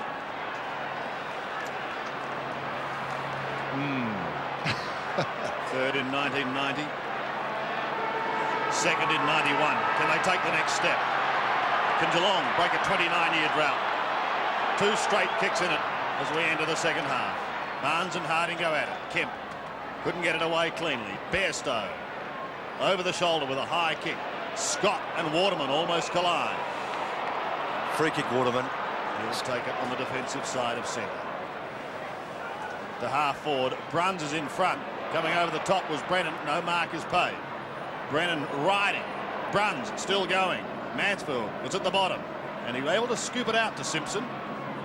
Sweeping it wide. Stolen by Waterman on the boundary line. He sends the Eagles into attack. A goal here would be like gold for them. Craig Turley gets a poor bounce. He may get another chance, Turley. No, Hinkley applies the tackle. And the umpire Dennis Rich, comes in for a bounce. Yes, there's been a couple of crucial slips today. Another one there by Turley. The Eagles bench with Robert Wiley. Barnes straight to Lewis. Round his body he goes. Langdon waits. Mansfield a short kick. And now McGrath sends them out of the immediate danger zone, but only as far as Heady was coming into the game late in the second quarter. Yeah, still on couch. Turley's still in the forward pocket, obviously, as we saw before. Heady inside the 50 now. Sumich works his way in front. Over the top, Hinkley angles it out to the boundary. It'll be thrown in. And Sumich going crook at Craig Turley there, saying, "You're in my territory." And Sumich put Hinkley down. Nothing too sinister, but chested into the ground. There's Brennan, smothered off the boot by Hocking, who flips it up brilliantly to Mansfield. High kick to midfield. Ablett and Jakovic on a collision course. Ball runs free behind. Stoneham with the pace, left it behind. Toe poked forward by Scott. Grabbed by Heady. Finds Harding on the wing. Harding. Long kick inside the 50. Barnes up. The superior judgment shown by Lewis. Well done, Chris Lewis there. Just kept his eyes on the footy. Read it better. And Gary Ablett still feeling the pinch there with that clash with Jakovic. And here we see well read by Chris Lewis. So often the way immediately after half-time it takes the players 5 minutes or so to pick up the tempo. Not so here. Lewis kicks and misses. But the margin is less than 2 goals now. The early going of the third term. 6-9 plays 8-8. A vast crowd. Seeing one of the great grand finals so far. That first half will be hard to match. Anytime, anywhere. Darcy to the outer side. Too much carry on the kick for Barnes. Marked by Scott behind, who plays on immediately. From half back to midfield. Mansfield will go with his right boot. Down towards half forward and Ablett. Worsfold in front does well towards the boundary. Jakovic just paddles it across. But he got some angle on that one. Well done by Robert Scott there to provide the lead for the kick out. Ran all the way down from the pocket. Away from Lamb. Good thinking. Just into the Cats' attacking zone. Heady back towards centre wing. Barnes trying to spoil from behind. Mansfield a hurried kick to the 50-metre line. Merriman was there but couldn't take the mark. Scott is quick. A left foot chip. No mark to Brownless. He had to prop. It was a poor kick. McIntosh has support through Brett Heady. And the Eagles are out of trouble. Up to centre wing. Only as far as that position. As Hinkley is unable to take the mark. Luck of fortune there because Turley went a little early. And Ken Hinkley could have snuck away.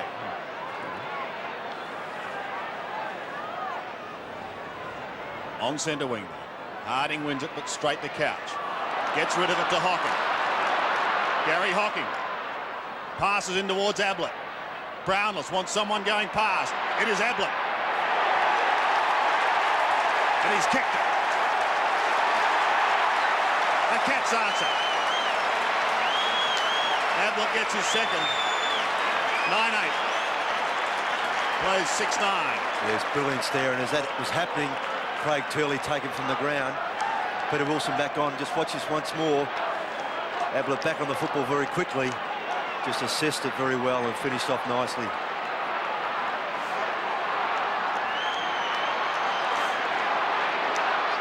So the margin out to 17 points now.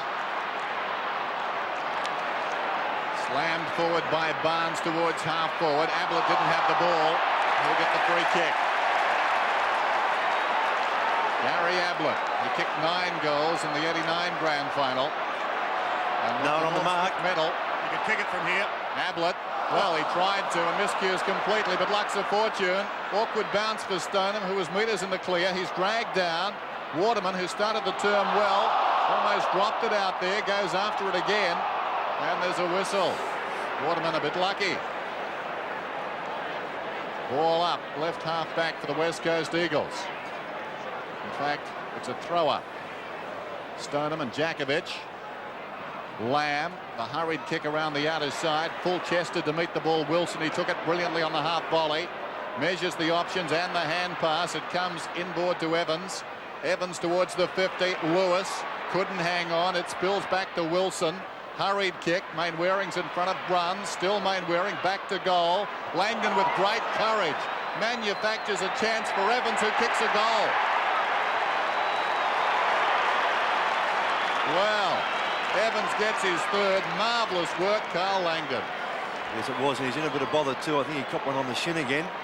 So he's up and moving. His hand is it. Just watch this once again. Is it McGrath coming through to kick the ball? Yes, got him on the hand or the wrist. Of course, missing the game last year with that broken arm. The margin is 11 points. Couch sends Geelong down to the half-forward line, but only as far as McKenna. He's called to play on. Short kick in towards the centre. Hocking waits at the back for the Cats. Wide to Scott. Wanted to get round onto the right foot. Can't. He's forced onto the left. And that's a poor kick. Straight to Harding. To half forward. McGrath at the back. An effective spoil towards the boundary line. Carl Langdon there too. McGrath's been very good today, Sandy. Very disciplined.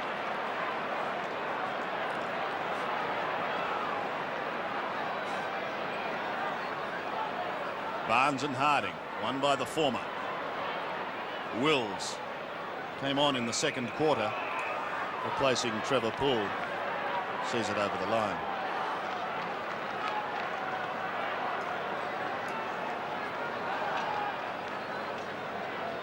Harding wins it again, but it's Barnes who taps it out.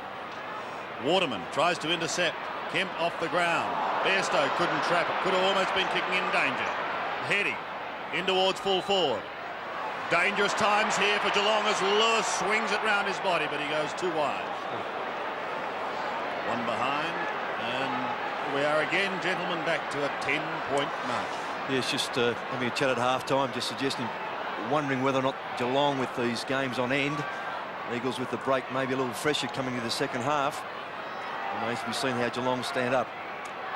Tim Darcy to the outer side. Harding and Barnes in front. Wilson. Simpson pushes it across the boundary line. It'll be tossed in. Just under 18 minutes till three-quarter time. The grand final. And Geelong lead narrowly. McGrath straight to Brennan. High kick inside the 50. Sumich in front. Rogers over the top. Gets it out of bounds. It'll be tossed in. Andrew Rogers. Much travelled player. McGrath and Langdon. Langdon, who manufactured that last goal, out-rucked that time. Lamb burrowing in. And a whistle.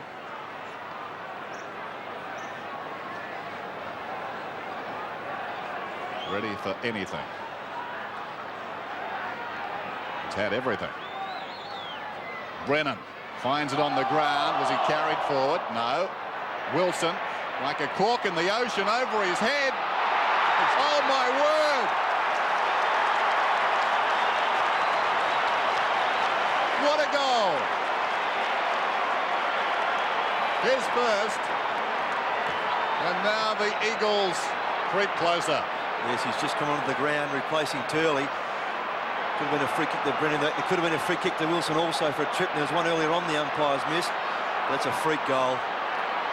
Great team lifter. The Eagles are set to pounce. Can the Cats answer? From the middle, Simpson crashes to the ground.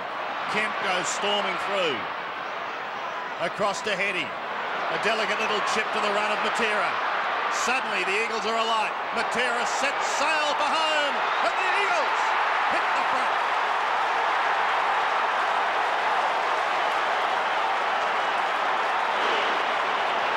Three goals to Peter Matera. Three sensational goals. Well, that's as good as Ablett's goal in the first quarter, I think it was. Fantastic. Just brilliant stuff from Peter Matera.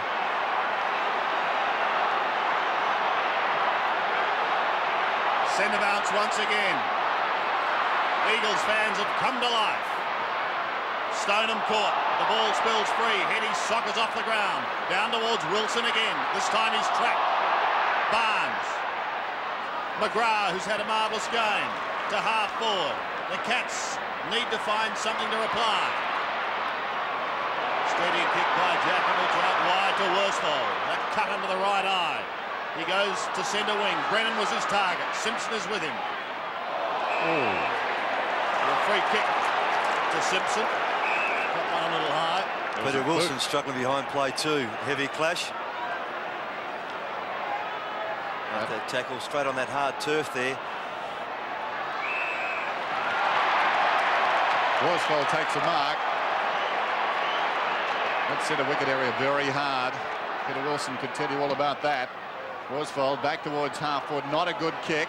Kemp almost the mark. Going against the flow was Lewis. Dragged down. And a bounce. Momentum has shifted in the grand final. The Eagles lead by 2 points. Harding attempted something out of mid-air. It comes back to him. Hinkley, forward of half-back. There's a Geelong player down. Didn't see what happened to him. He's holding his head.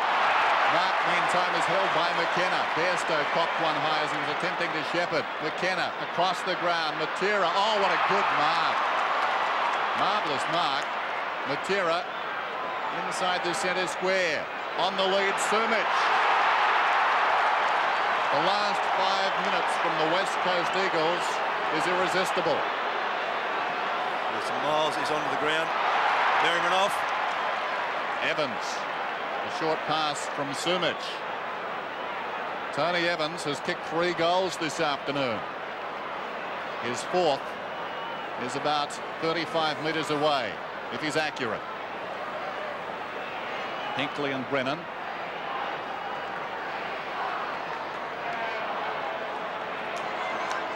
Michael Malthouse getting Wilson on the ground has been a very good move. Evans has missed. Well wide of the mark. But the Eagles increase their lead.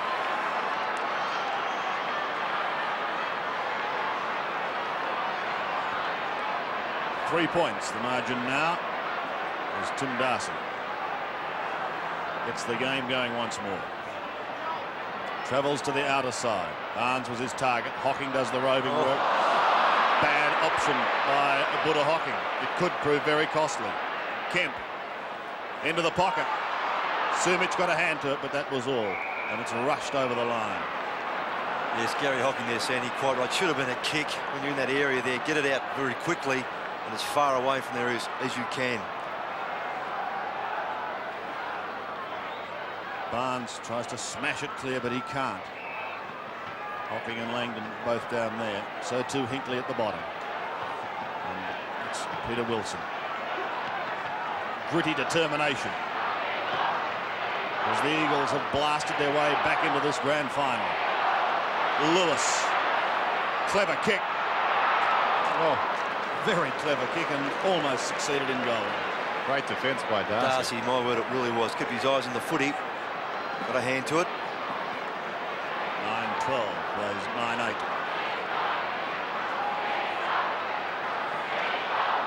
Darcy once more. The underside wing. Stoneham and Jakovic. They wrestle. Again it falls forward. Again a chance for the Eagles. Evans. Oh, taken high, surely. That tackle was applied out there by the defender Merriman. Hocking goes over the top. Stoneham. Back to Hocking. Kicks to the wing. And the mark is held in front by Heady. He's doing well. Heady. Back to centre half forward. Full punch forward.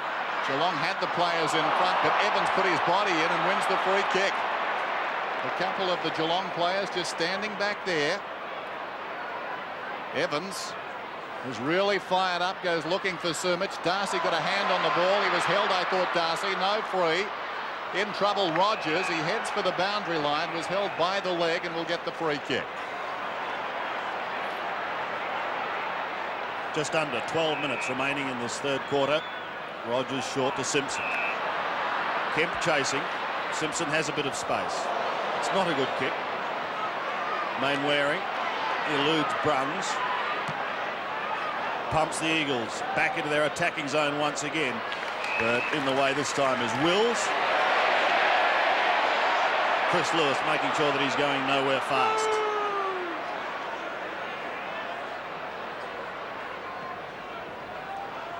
Wills to centre wing. Harding and Barnes are both there. Heady comes over the top. Heady has improved as the game has progressed. Barnes. It sits nicely for Bairstow. Geelong into half forward. Again, the kick is a poor one. And again, McIntosh cuts off another dangerous thrust. He heads to the outer side, to the run of Matera. Robert Scott's in his wake, but he won't give up. What a tackle. Oh.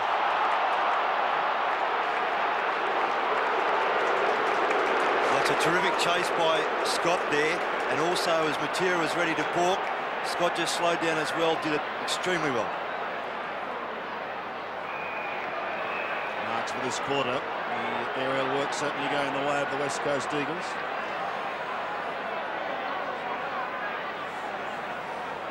Four points the margin. Waterman can't get clear. Tried to give it to Kemp. Peter Keary comes over to take charge as Mansfield hands it over.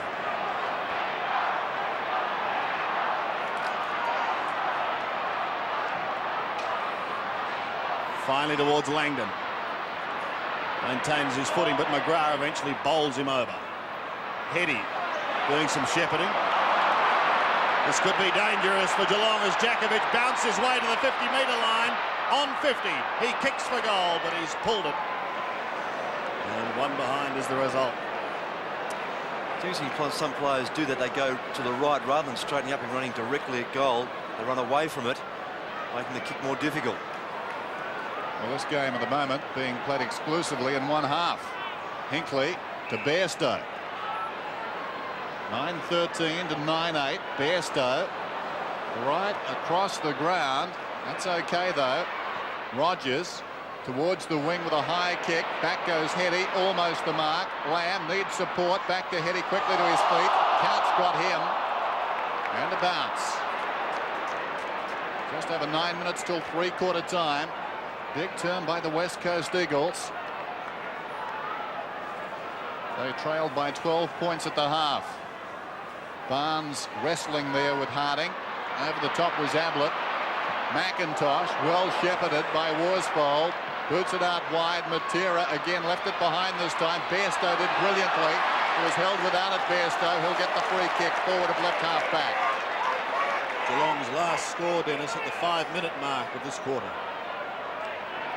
Bairstow coming up for his 19th possession. The 86 Sandover medalist. The Geelong skipper towards half forward. McIntosh was high. Wills got a fist on it. McIntosh, little kick towards the wing. Awkward half volley from Matera. It ricochets off his body and goes out of bounds. Peter Matera has kicked 3 goals this afternoon.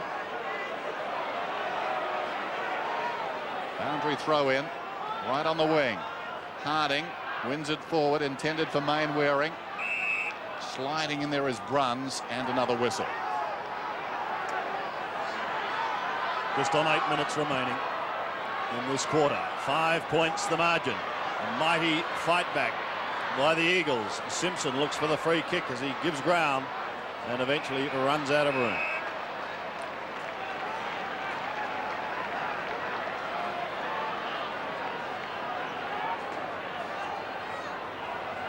Langdon does the ruck work for the Eagles. Wills could have been held, but play goes on. Hocking pushed in the back and take a free kick.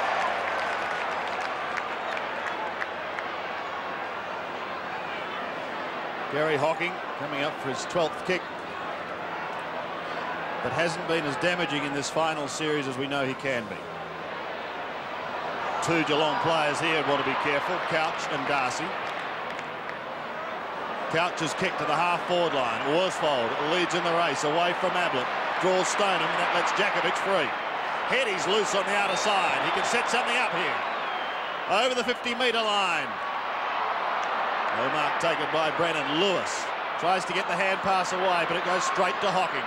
And Gary Hocking can tidy up for the Cats. Oh, it's a poor kick. It's going to give Heady another chance. A short chip for Sumich. Yes, that Gary Hocking kick, he was looking for the boundary, had no options to go long. Heady was right in his way, so he aimed to go along the ground toward the boundary. Didn't work. And there's a shot at goal. Peter Sumich kicked one in the first, one in the second.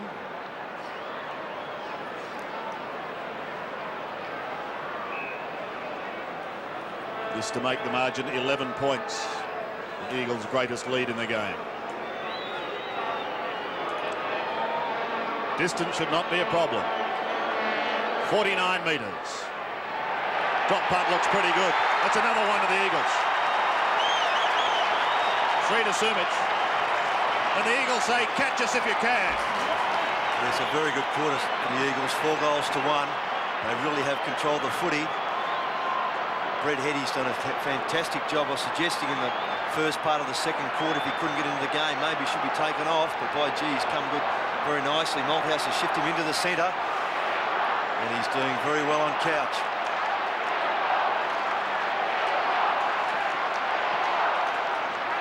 Back in the middle, Heady with 22 possessions now after a slow start. Harding against the flow, crashing his way through as Hocking. Hocking swings it out wide. The mark is held by Stoneham. Hasn't seen much of the ball in this term. Barry Stoneham on the wing. A high kick inside the attacking 50. Miles on the forward line. Scott left without the ball. Sliding in there is Pike. And a whistle.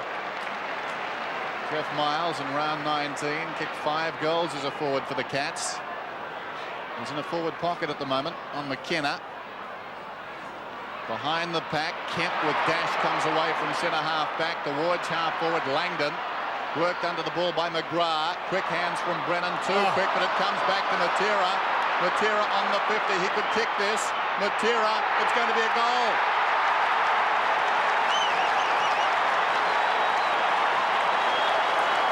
The West Coast Eagles now are looking very good.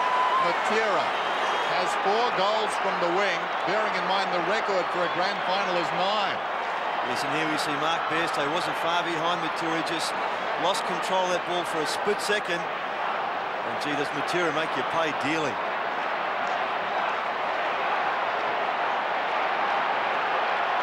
$17 points in favour of the Eagles. From the middle, Kemp tries to blast them out again, and he's going to.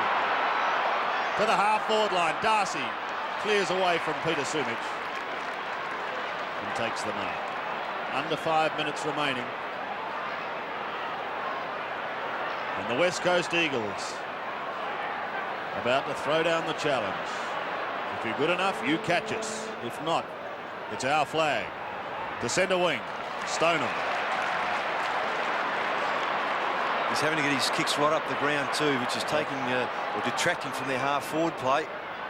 He kicks to that position now. Ablett tried to use the body. McKenna and Pike are both there. It is McKenna who picks it up and goes wide towards Jakovic, close to the boundary line. With him is Stoneham. Still going Stoneham. Now Mansfield. Free kick to Stoneham, Sandy, holding on. Yep. He just pushed the ball along in front. Why would you keep it in? Stoneham. To the half-forward line. Brownless went a little early. Bairstow a snap at goal.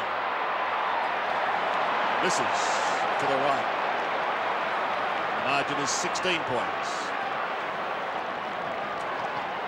And that is their first score since the 5-minute mark of this quarter.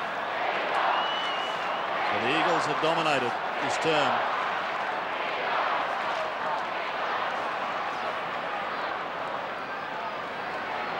McKenna to Kemp.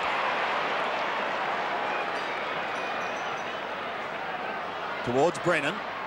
Can't quite trap it on the half volley, so the door opens for Hinkley. Oh, he does it beautifully. Now he may goal here. This would be a team-lifting goal. Away to the right. Dan coming back to hit the post. Absolutely outstanding play. That just attacked the football, controlled it, got through a tackle, deserved better. Marvellous run by Ken Hinkley. He's been a star all season long for the Cats. McKenna, members side. Harding is up in front, takes the mark. Paul Harding barking instructions. Chips it square almost to Pike. Pike down towards half forward. Wilson from behind Bruns thumps it towards the boundary line. McGrath, who's been very physical this afternoon, just seeking out Peter Wilson that time. Poole waiting to come back on. It wills the play to go off. So the Cats leading the next goal. One down by Barnes. Heady slides in. Riccardi had it go through his legs. Still he battles the youngster, was taken high. He'll get the free kick. He started very well, Riccardi. Has drifted out of the game. He's hurt his hand.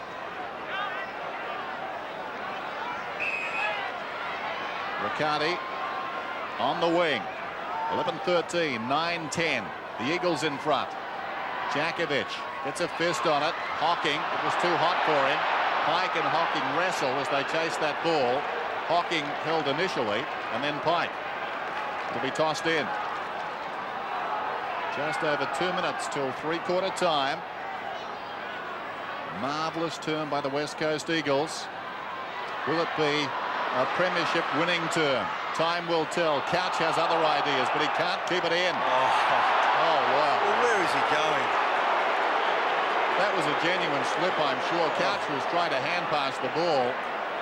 He's the only player making the football his objective, and he gets penalised. Pike with a resultant free kick towards the wing. Evans, it could be a costly free too as Matera runs with it now. He runs to 50. Is it his 5th goal? It's bending. Hit the post. Well, that's fair enough. Geelong have had their share.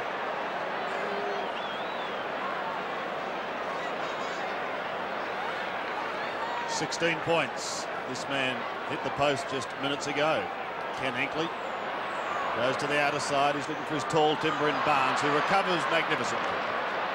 Kicks into the open spaces, the wide open spaces. Jakovic will be first there. Sneaks away from Stoneham.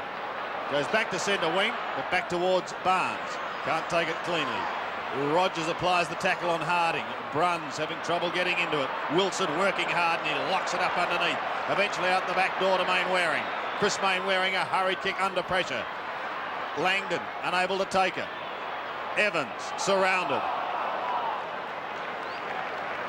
And steaming in a little too late is Peter Wilson for another bounce. Just over half a minute remaining. The Cats would dearly love a goal before three-quarter time, and the Eagles would be just as anxious. They may get the chance through Matera. Here is the great runner. Clever little hand pass. Back it goes to Brennan. Brennan pulls it back, but not far enough. One behind. You get that feeling of excitement when Matera gets the ball, a la this man, Gary Ablett. But it's been Matera today. Couch. With him Heady. It's the siren. The whistle had sounded for a free kick to Paul Couch. But the Eagles are set up for their first flag. At three-quarter time, they lead 11-15, 81. Geelong at 9-10, 64. So here we go. It's all come down to this. A year's work. The Eagles looking for their first AFL premiership. The Cats looking to break a 29-year drought. First goal in this term will be vital. Bairstow loses it to Wilson, but he in turn gets caught. Couch can't get clear. Hocking trying desperately to spoon it out. Well done. Finally he does, to the run of Bairstow. His kick drops short, taken by Jakovic. A high ball. Bruns has got to sit and wait. Langdon comes over the top. Mainwaring threads his way out of trouble. Chris Mainwaring stabs to Lewis. Yes!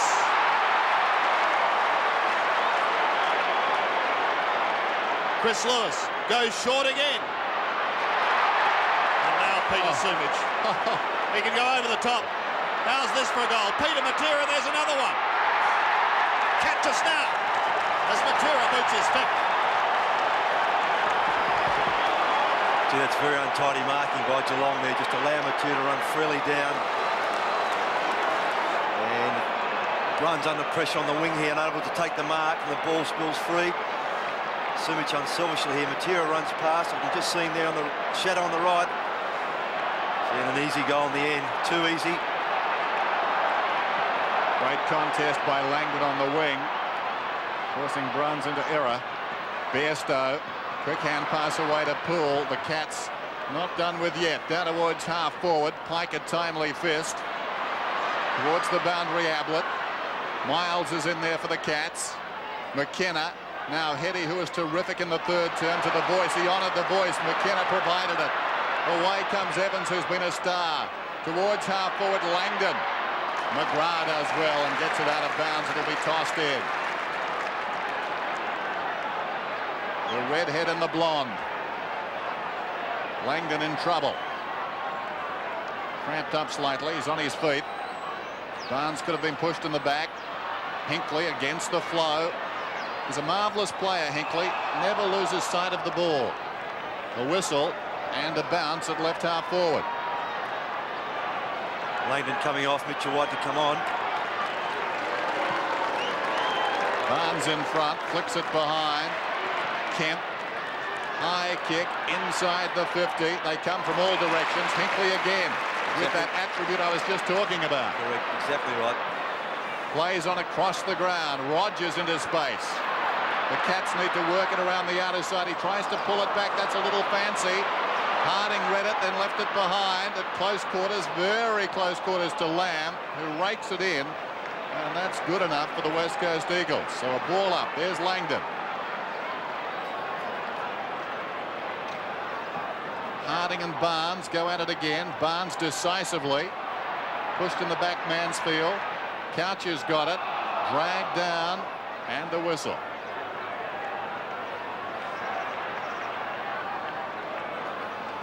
Paul Couch, 11 kicks and 9 hand passes for the day. The bounce just in the Eagles' attacking zone. Evans can't sneak away with it. He's a worker. Eventually socket off the ground. In front of Scott. He's going to get caught. A great tackle. Djakovic. Still not out of the woods yet. Stoneham caught. Couch and Lewis go at it. Trevor Poole intercepts. He just cuts clean across. But Lewis keeps going. Worsfold. The skipper leads from the front. A high kick to one centre wing. And to see the mark taken by Bruns. What a tackle by Dwayne Lamb on Robert Scott. Stoner has been asked for a big quarter. He's got to provide something. They need something up forward. Stoneham kicks towards Brownless. He can't take the mark.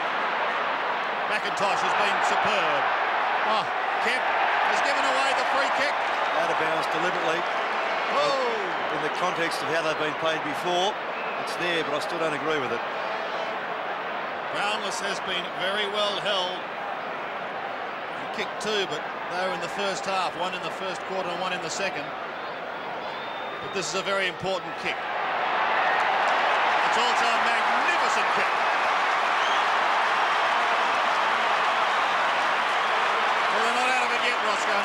No, they're not. I just, looking before, I was about to make comment that the Eagles certainly look to have the greater legs to see Bruns coming off and Wills to come back on again. A little fortunate to get the kick, Brownless, but to tell you what, he made full use of it.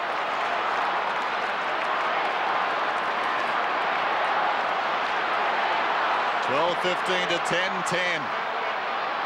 Barnes gets it down, taken by Hocking. Geelong bring the ball forward. Ablett could have been held to Bairstow inside the 50. Bairstow touched on the line.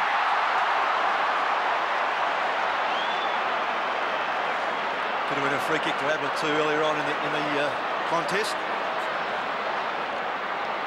12:15 to 10:11. The next goal could decide the grand final. Kemp. Sounds strange, I know, but momentum now uppermost for both these teams. Bairstow over the top of Matera, gets it out of bounds. The Cats, you sense, are rolling the dice for the last time. They're digging deep, and the West Coast Eagles need to ride out this storm. Djakovic gets in front. It comes behind. Evans from half-back towards the wing. Harding. Can he control it? Close to the boundary line, the big man. It'll be a throw-in. 87 plays 71. Stoneham and Jakovic. Stoneham looking for Couch. And a free kick to Paul Couch. Pushed in the back. He has it on the wing.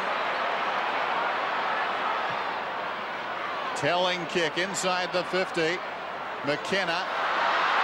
He didn't touch the ball. It goes behind a Pike. Over Brownless's head. McIntosh comes away. Clever kick to the outer side with the outside of the boot. Terrible bounce out there for Waterman. He's battling with Mansfield. And Mansfield beats him. Kicks inside the 50. McKenna and Miles up. Waiting behind his Lamb. He was rather tentative. McKenna did well. Back to McIntosh. They keep their heads, the Eagles. Boots it back towards the outer side, but Barnes is in the road. Plays on straight away with a left foot kick to half forward. Miles the flyer. Scott waits down. Pumps it high to a vacant forward line. Which way will it bounce? Effectively for Matera. He just tries to make 25, 30 metres. He does it beautifully. Peter Matera, 15 kicks, 3 hand passes today. But perhaps his most impressive statistic is that he has booted 5 goals.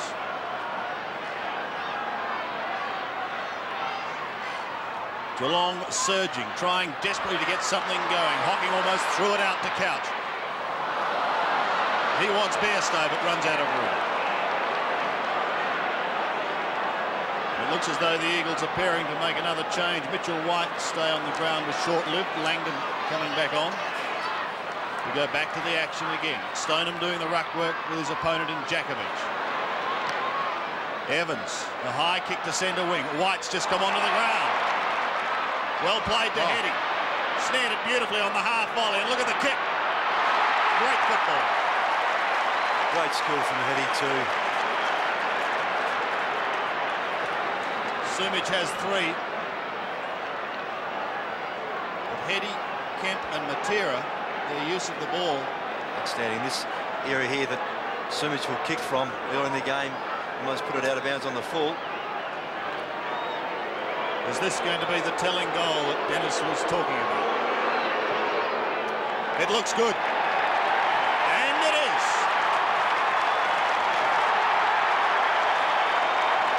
Sumich gets his 4th.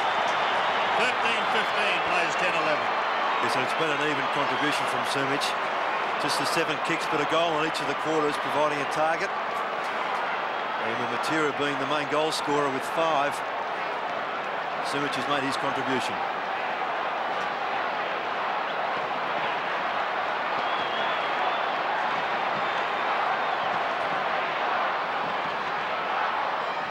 Back in the middle. Poole, slung. Hocking. Not particularly good off the ground. McGrath. Heady. His 25th possession. This is White, who was about to come off just moments ago, and suddenly having an influence on the game, and a relayed free kick. Sumich was held on to down the ground, I think, Ross. Yes, correct. Darcy had on him before the ball was even heading towards him at all. And umpire Carey saw that. That's what the free kick's for. Well, what a kick this is.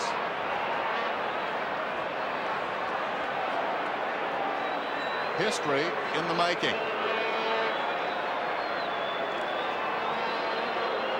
Sumich, 25 metres out, kicks it.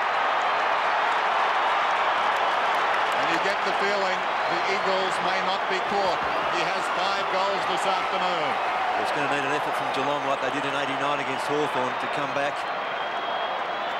and try and snatch this game. There is some time there, but I just wonder whether they've got the legs.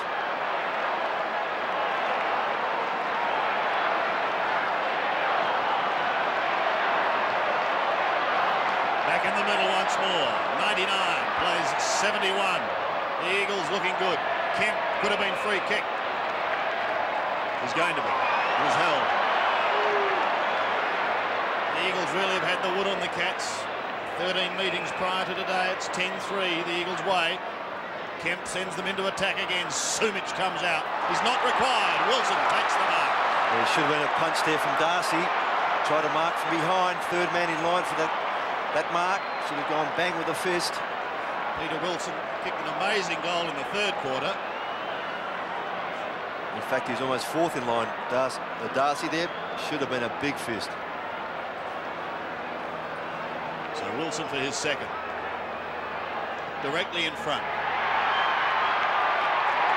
He's got it. He's got it. And the Eagles sense they've got the flag.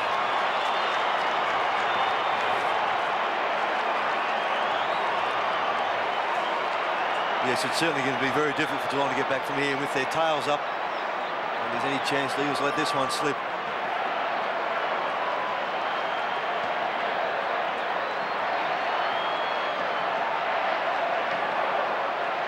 Centre bounce once more. 105 plays 71. The chant of Eagles goes up around the MCG. Ablett tries to fire the Cats up by booting it down to half forward with his fist. Socket back past Matera. Simpson stumped him. To full forward. And a good mark taken by Ken Hinkley. He's been one of their shining lights. Oh, without doubt. He's been moved up there with Miles coming down on the half-back line to pick up Brennan.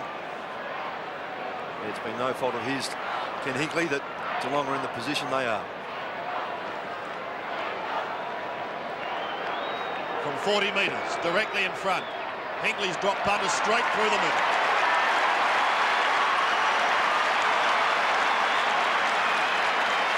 Well, that's his first. And I do admire that player. Isn't intimidated by anyone, makes the ball the objective, as Dennis has mentioned a couple of times today. Wonderful skills. Anyway, eyes on the ball all the way. And finished off well, as you'd expect.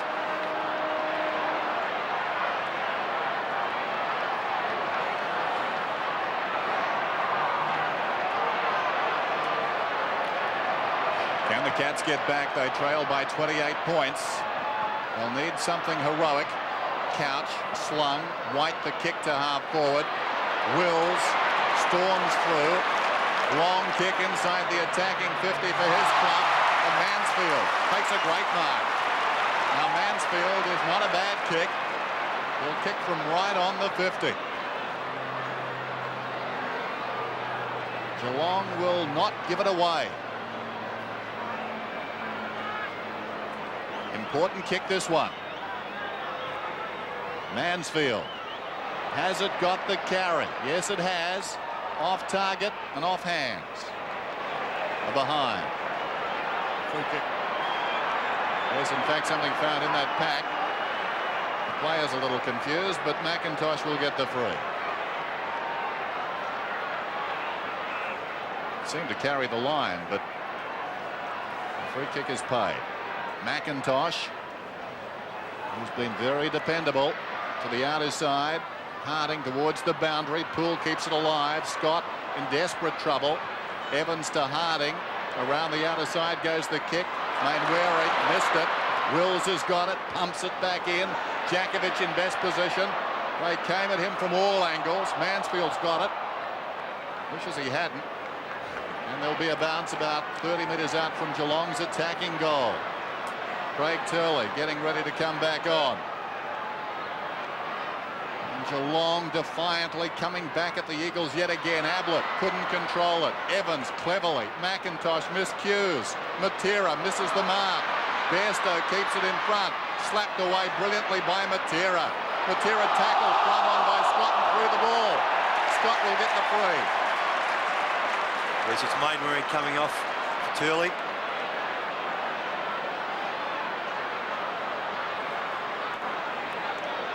Robert Scott always likes a long run from 52 metres. Won't make the distance, but there'll be plenty of flyers. Ablett off hands. Can't take it. McIntosh does well to get the hand pass out to Evans. The Eagles out of the immediate danger zone. Stoneham and Harding chase towards the boundary line.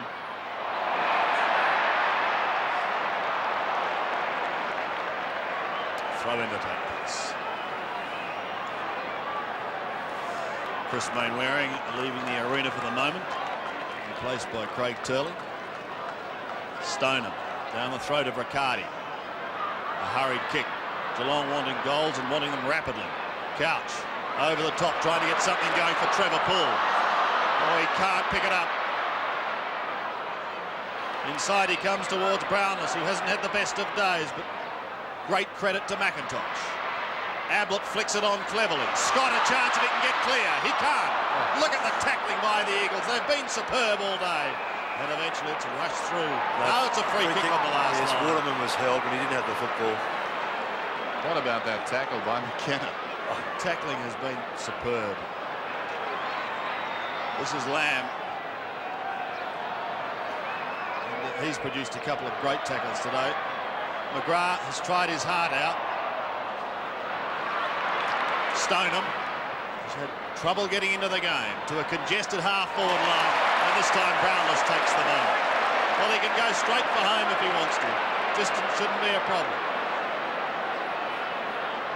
But he's got to kick it if the Cats are to have any hope in this game. Still over 10 minutes remaining. He's kicking from 55. It's a long drop punt. Into the square it goes. No one waiting down. And rushing it through quite contentedly for one behind is Guy McKenna. 11-12. Those 15-15. McKenna goes short, but the ball will come back. The goal umpire still waving the flags. Malcolm Blight, what can he do? Well, not very much. Just over 10.5 minutes remaining. It's up to his players now. McKenna goes for distance this time. Harding the target. Stoneham does well. Timely nudge. He's down towards left half forward, Barry Stoneham. Goes for distance. Back towards the kick-off line. Jakovic, towering mark. Gee, that's a timely mark too. He's taken more marks than any other Eagle this season. Releases the ball, and Lamb goes looking for Matera. Got a hand to it, will get the free kick. Advantage is paid. McKenna runs on. He's on the wing. Goes down towards half forward. McGrath again over the top, gets a fist on it. Wilson, full-chested as he always is, runs to the ball. McGrath never giving up. Knocks the ball out of bounds. So a throw in. 15-15 to 11-12 inside the last 10 minutes of the grand final. The West Coast Eagles should win it from here. A scramble and a whistle.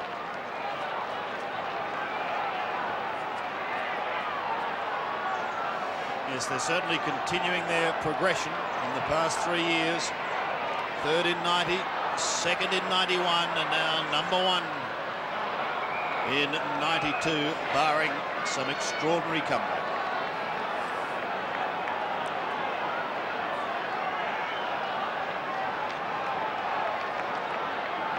Miles and Brennan. Lewis somehow gets through, but is finally claimed by Hocking, who did well. Gives it to Simpson. Goes out wide. Pike and Riccardi, a couple of speedsters. Sits beautifully for Peter Riccardi. He bounces way across centre wing. Pike won't catch him. To half forward, but straight to Jakovic. Barnes always quick to recover. Pushes the ball clear. McKenna caught. Bit of aerial ping pong by Jakovic. He's still going. Eventually gets caught. Ablett. What can he produce? Something special? No, not on this occasion. Out of bounds. And out of bounds on the full. Brett Heddy coming up for kick number 20. What a great day. At the back is Poole. Pumps the Cats into the 30-metre area, and a good mark again taken by Hinckley. What a player he's been. Young man from Camperdown in Western Victoria can hold his head high. Yes, when you think a few years ago, Sandy, he contemplated retiring, having been dropped to the reserves and not finding any form, and Malcolm Blight suggesting he should continue. Look what's happened. This for his second in the quarter. Oh. But not to be. One behind. 11 at the 13. is 15-15 with 7.5 remaining in the game.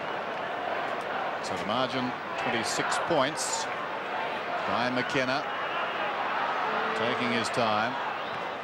The clock, of course, frozen. Now it starts to run, as do the Eagles. Momentarily, White dragged off it. Poole, hurried kick inside the 50, and Mansfield takes the mark. Well, Geelong keep on coming, but they can't kick a goal at the moment. He goes in short. McGrath kept his eye on the ball and keeps it in front. Collides with Waterman. Worsfold boots it out of bounds. Right on the 50. It'll be thrown in. 7 minutes remaining in the grand final.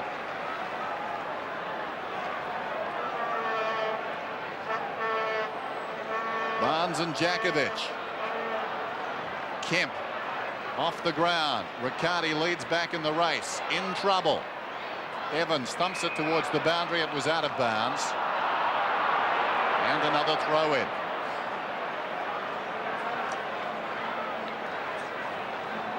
There's our scoreline. Barnes flicks it behind. Matera, probably the favourite for the Norm Smith medal at the present time. 5 goals off a wing. A remarkable story as he comes across the ground. Lewis trying for the one-hander will get the free. Matera wants to go, but the ball will come back. Peter Matera, number 30, the 4th man taken in the 89 draft, as we see Chris Lewis. Matera selected behind Bannock, Crofts and Arnold. Think about that. Worsfold has the ball down towards left half forward. 15-15, 11-13. Sumic comes on a lead. He's surrounded by Cats. Stone him up, takes the mark. Free kick, Sumic being held. Being reversed. Eversford seeing the infringement there. Darcy again, just no intent on the footy. Well, no need for that. It was 3-1. You see it here. Darcy holding on left arm. Oh dear. So Sumic has kicked 5 so far. His record from this area on the ground is about 50% today. And that splits the difference. Minor score, 15-16 to 11-13. This is the Geelong camp. Looking rather disconsolate, as you'd expect. And our official crowd today, 95,007. As Miles brings it in. Lewis hammers it forward. Straight to Riccardi. He's beautifully tackled by Pike. They're still going, the Eagles. Look at Evans at the bottom of the pack. Tries to go back to Pike. Riccardi with him. Intercepting is Mitchell White. Around his body. Back in towards full forward he goes. Wills is there right at the back. And it's over the line for one behind. 15-17 plays 11-13. Michael Malthouse. The stint at Footscray without grand final success. And now it looks as though it's come his way here with the West Coast Eagles. Hocking gives it to Poole. A high kick down towards the half-forward line. Bad bounce for McKenna. And Ken Hinkley see it over the line. There's Poole going for a long torpedo, just miscued badly. Had Bairstow running inside him. He looked at him but elected to kick. Option may have been to handball. Barnes and Jakovic again. I think it might be a hot old time in Perth tonight. Evans to centre wing. McGrath. Well, you take he and Hinkley out of the Geelong side, and there'd be a mighty hole. Riccardi. He played on. Did play on. A sneaky little hand pass, and it's come unstuck. So it opens the door for Pike and the Eagles. Up towards half forward. Darcy this time defends to the boundary line. And another throw in. Tim Darcy coming back into the lineup after Hanley was omitted a couple of weeks ago. Poole coming off for Geelong. Replacing with Merriman. Eagle supporters and fans realising now they've got the flag as Sumic takes the mark just 20 metres out. Peter Sumic has booted 5. He's taken his season tally up to 81. And with that one behind kick before, 81-46. There's no need to say that he does prefer this area. Well,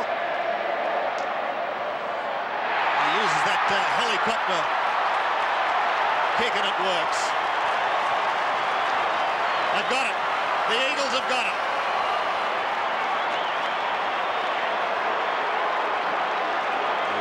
Philly, obviously, the players happy, but Sumit's the right option there. Just gave himself room, bend it around. And there certainly will be some busy places in Perth.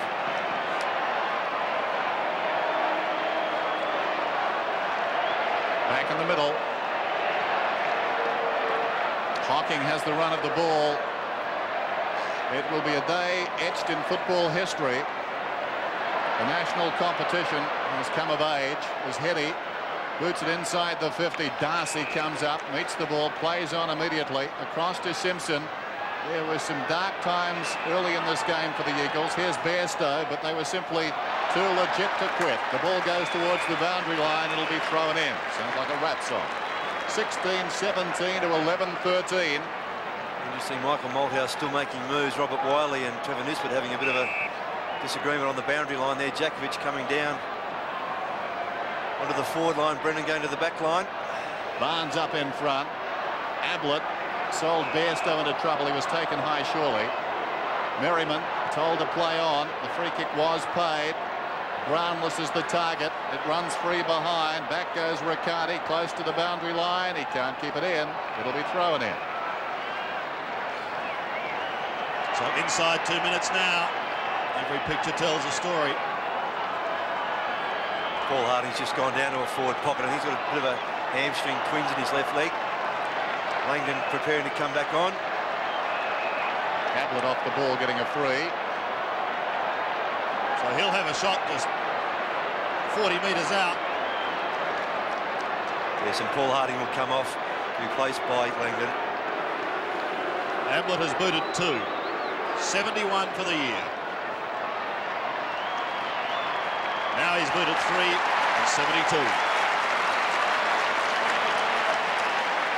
12-13-85. West Coast 16-17. 113. Listen, Gary Ablett, as we see Harding coming off, just unable to really have a great influence on the game. He's been by no means the worst player at Geelong, but Worsfold's been a fair contributor in the one-on-one duels, just bodying him out of the place and making it so very difficult for Ablett to really have a great influence on the game. Back in the middle once more. Just over a minute remaining. Stoneham takes the tap. With the left foot up towards the half-forward line he goes. Brownless and McIntosh. McIntosh has been superb today in defence. It's over the line. Eagles players and supporters right around the country preparing to celebrate a history-making day. The Eagles breaking the ice in the AFL and doing it in style. Evans to the boundary line. Inside a minute now. The young man Hines knows what finals is all about. He played in 3 for Port Adelaide. David Hart, Matt Clappe also there. Barnes flicking it in towards half forward, but Lamb is there to tidy up. Off to his skipper John Worsfold. The chant of the Eagles in the background. Couch leads it. It's socket off the ground towards centre wing and Brett Heady. Away from Merriman. Ablett is there to apply pressure as well. Heady still going. Farms it wider to Kemp. Dean Kemp having his 20th kick, but only as far as Simpson. Simpson back to centre wing. Pike and Worsfold again combined. Into the middle. It's a game of possession now with only seconds remaining. Evans may have the last kick in this grand final. The Eagles are going to win their first flag.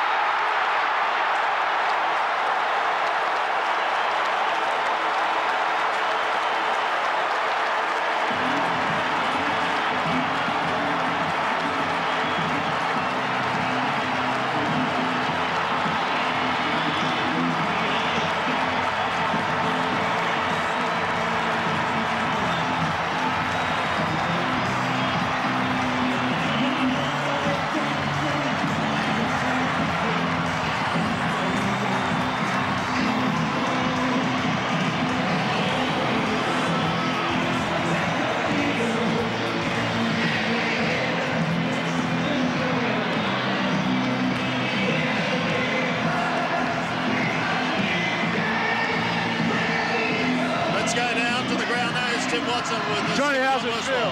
That is unbelievable. That is unbelievable. The boys were terrific, weren't they, after half-time? Outstanding all year, you know, we had our ups and downs, but today, you know what it's like. It's what you played footy for, and we've done it. Got a bit of a mouse there? Yeah. Well, it means nothing, Well done, Johnny. Standing ovation for Michael Malthouse. He's lifted this side to the ultimate.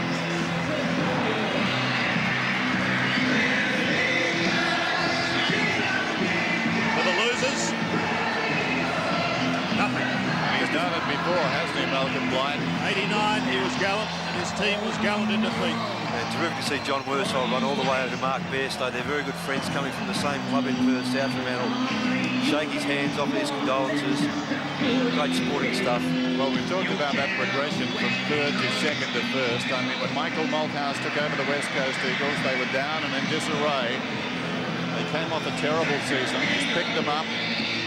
I think this is tribute to him in many ways. Their style of football today was just uncompromising. They were in trouble early.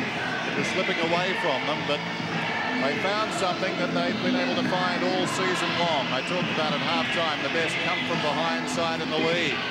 They came from behind today, and they've won the pennant. It's also vindicated too, Dennis, the selection of someone like Hetty. There may have been some doubt as he shone through, particularly the second half, is just outstanding. A roar for the new champions. It'll be a hot old time in Perth. But Geelong by no means disgraced as we once again go down to the ground. Here's Bernie. Okay, Peter, fantastic, wasn't it? A great performance. Oh yeah, after half-time was just tremendous. The boys, we were looking down the barrel at half-time, but we fought on. We knew we had the legs and power, and we won.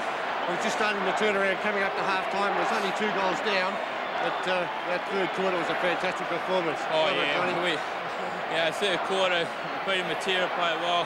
Just all the boys played. It was a team effort, mate. You're a bit surprised it came so quickly, only in the competition since '87. Oh, yes and no. We've fought hard the last 5-6 years, and we were disappointed last year, and I think this year we've kept it off. Learned a lot from last year. Congratulations, terrific season. Over to Timmy Watson. Dean Kemp, congratulations on your game. I thought you were terrific after half-time. Thanks very much, Tim. Yep, it was very enjoyable. Was the first half as tough as you thought a grand final was going to be? Yeah, for sure. We knew they'd come out a lot tougher in the second semi-final, and they did, and the game really wasn't decided in that last quarter. Also, I thought Tony Evans, for such a young player, did a wonderful job. Yeah, he played a great game, Evo. He's a real little crazy player, and he played real well. Well, this is going all the way back to Western Australia. Got anything to say to the fans back there watching it from their lounge chair? No, not really. Just that we're bringing it home for them. We'll show them tomorrow. Well done, mate. Yes, I'm sure they will. And these boys are going to be heading down the highway tonight back to the city of Geelong. And they must look to 1993. Bernie Quinlan's a busy boy on the ground.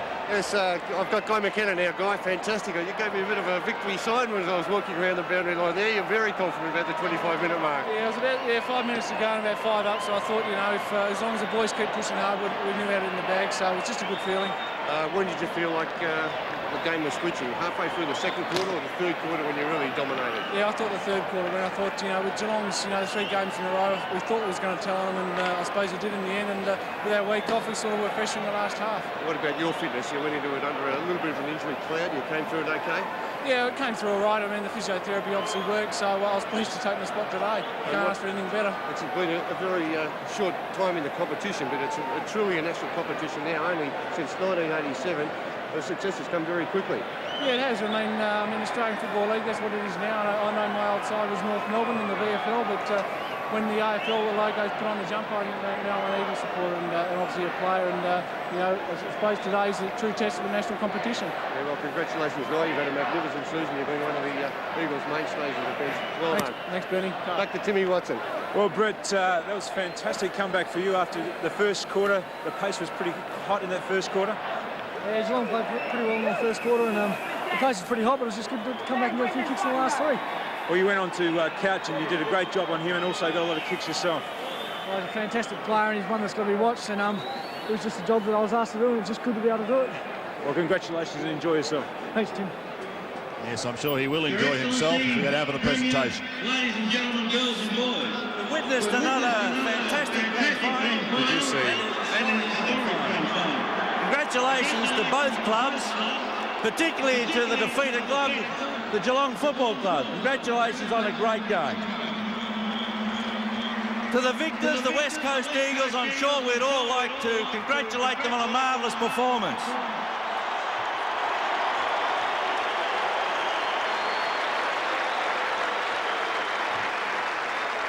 The Norm Smith medal today has been won by West Coast Eagles player Peter Matera. It will be presented by Carlton great champion Bruce Doyle.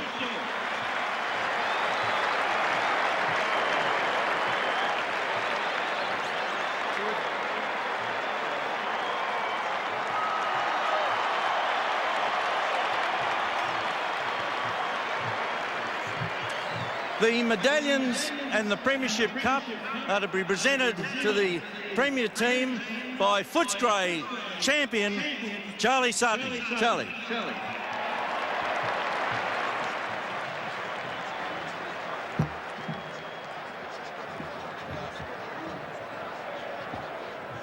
The first player to receive his Premiership medallion from Charlie Sutton from the West Coast Eagles, we call forth number 1, Brett Heddy.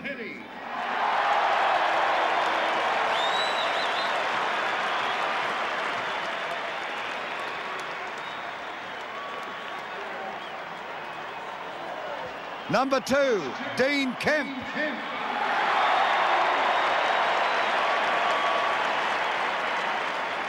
Number 3, Chris Mainwaring.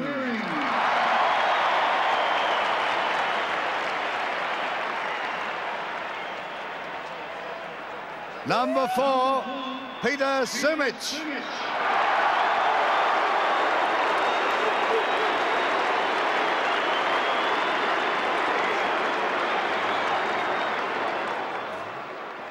Number 5, Dwayne Lamb.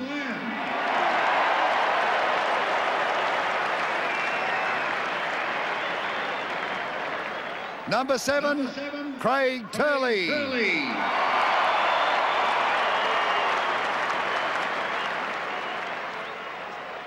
Number 9, Peter Wilson.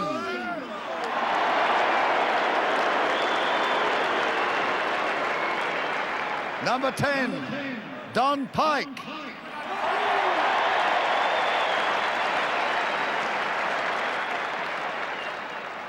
Number 11, Ashley McIntosh.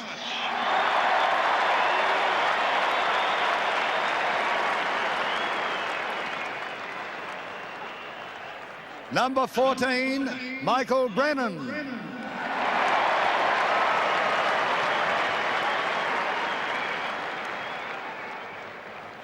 Number 17, Guy McKenna.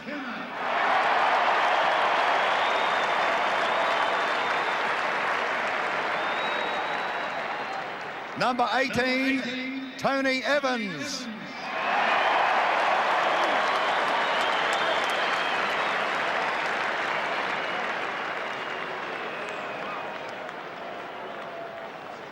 Number 19, the Ritz, Carl Langdon.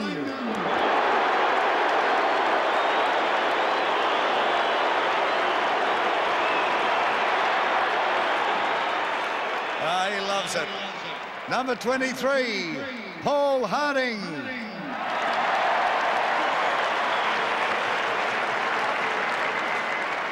Paul Harding just said at last. Number 27, Glenn Jakovich.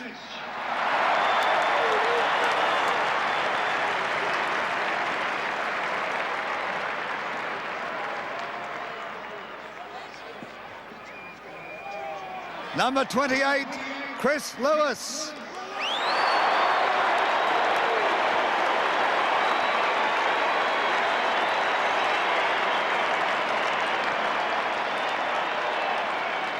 Number 30, second visit up here, Peter Matera.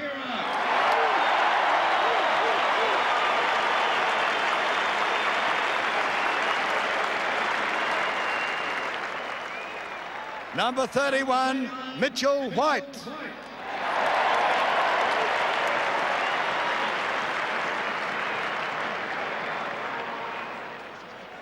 Number 39, Chris Waterman.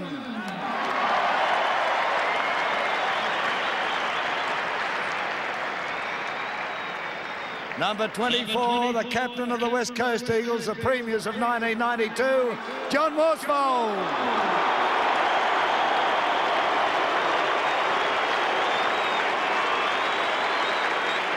And joining him up on the dais, the coach of the premiership team, Michael Malthouse.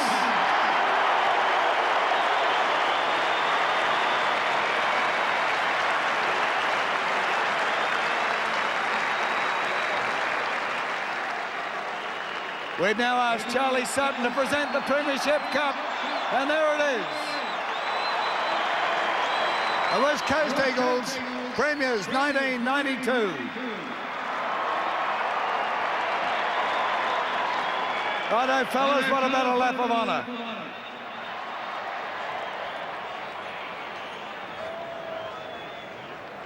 Come on, ladies and gentlemen, show your appreciation for a fine football team. And there are plenty of Eagle supporters out there.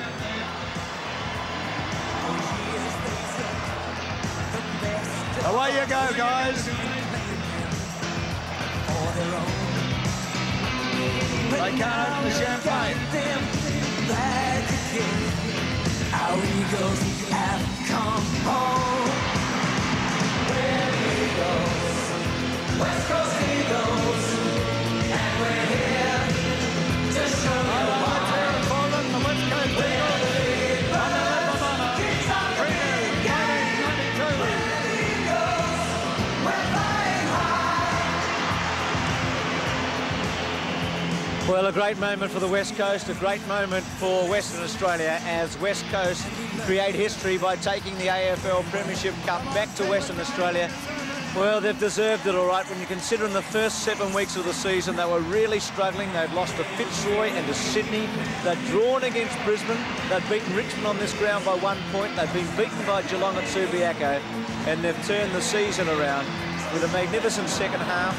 They were able to overcome Hawthorn in the elimination final. They smothered Geelong in the second semi, and they did the same thing in this grand final.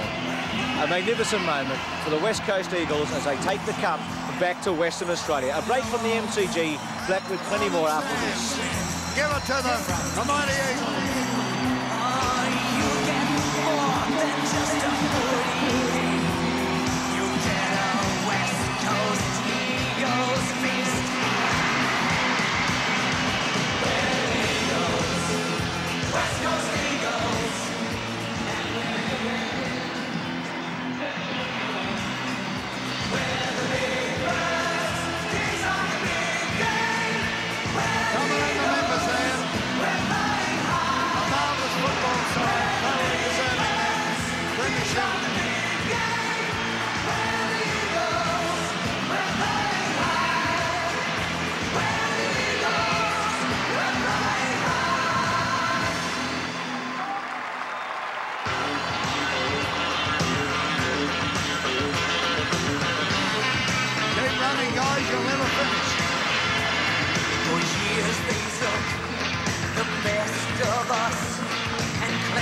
Smoker stand there.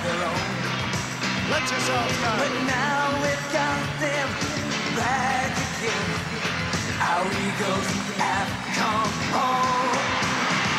We're Eagles. And the Western stand. Eagles. And we're here. The Eagles, the mighty Eagles, flying high. We're the big birds, kings of the big game. We're the Eagles.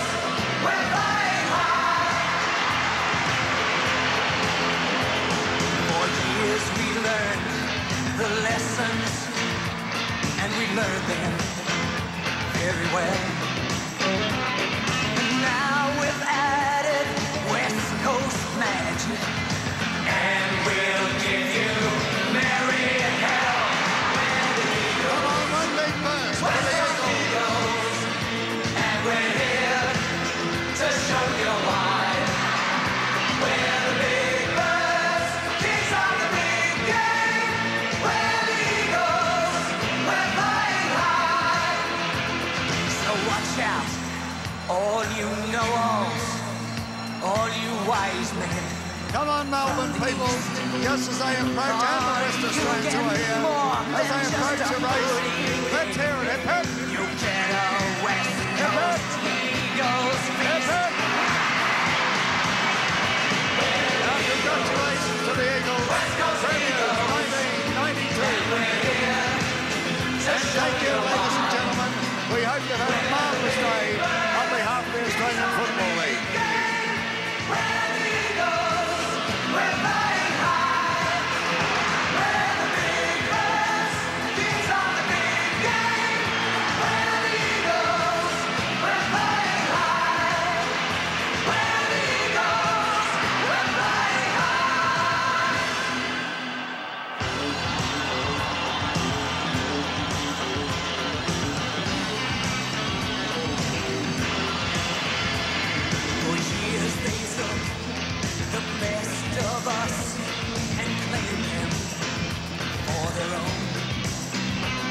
But now we've got them back again. Our Eagles have come home.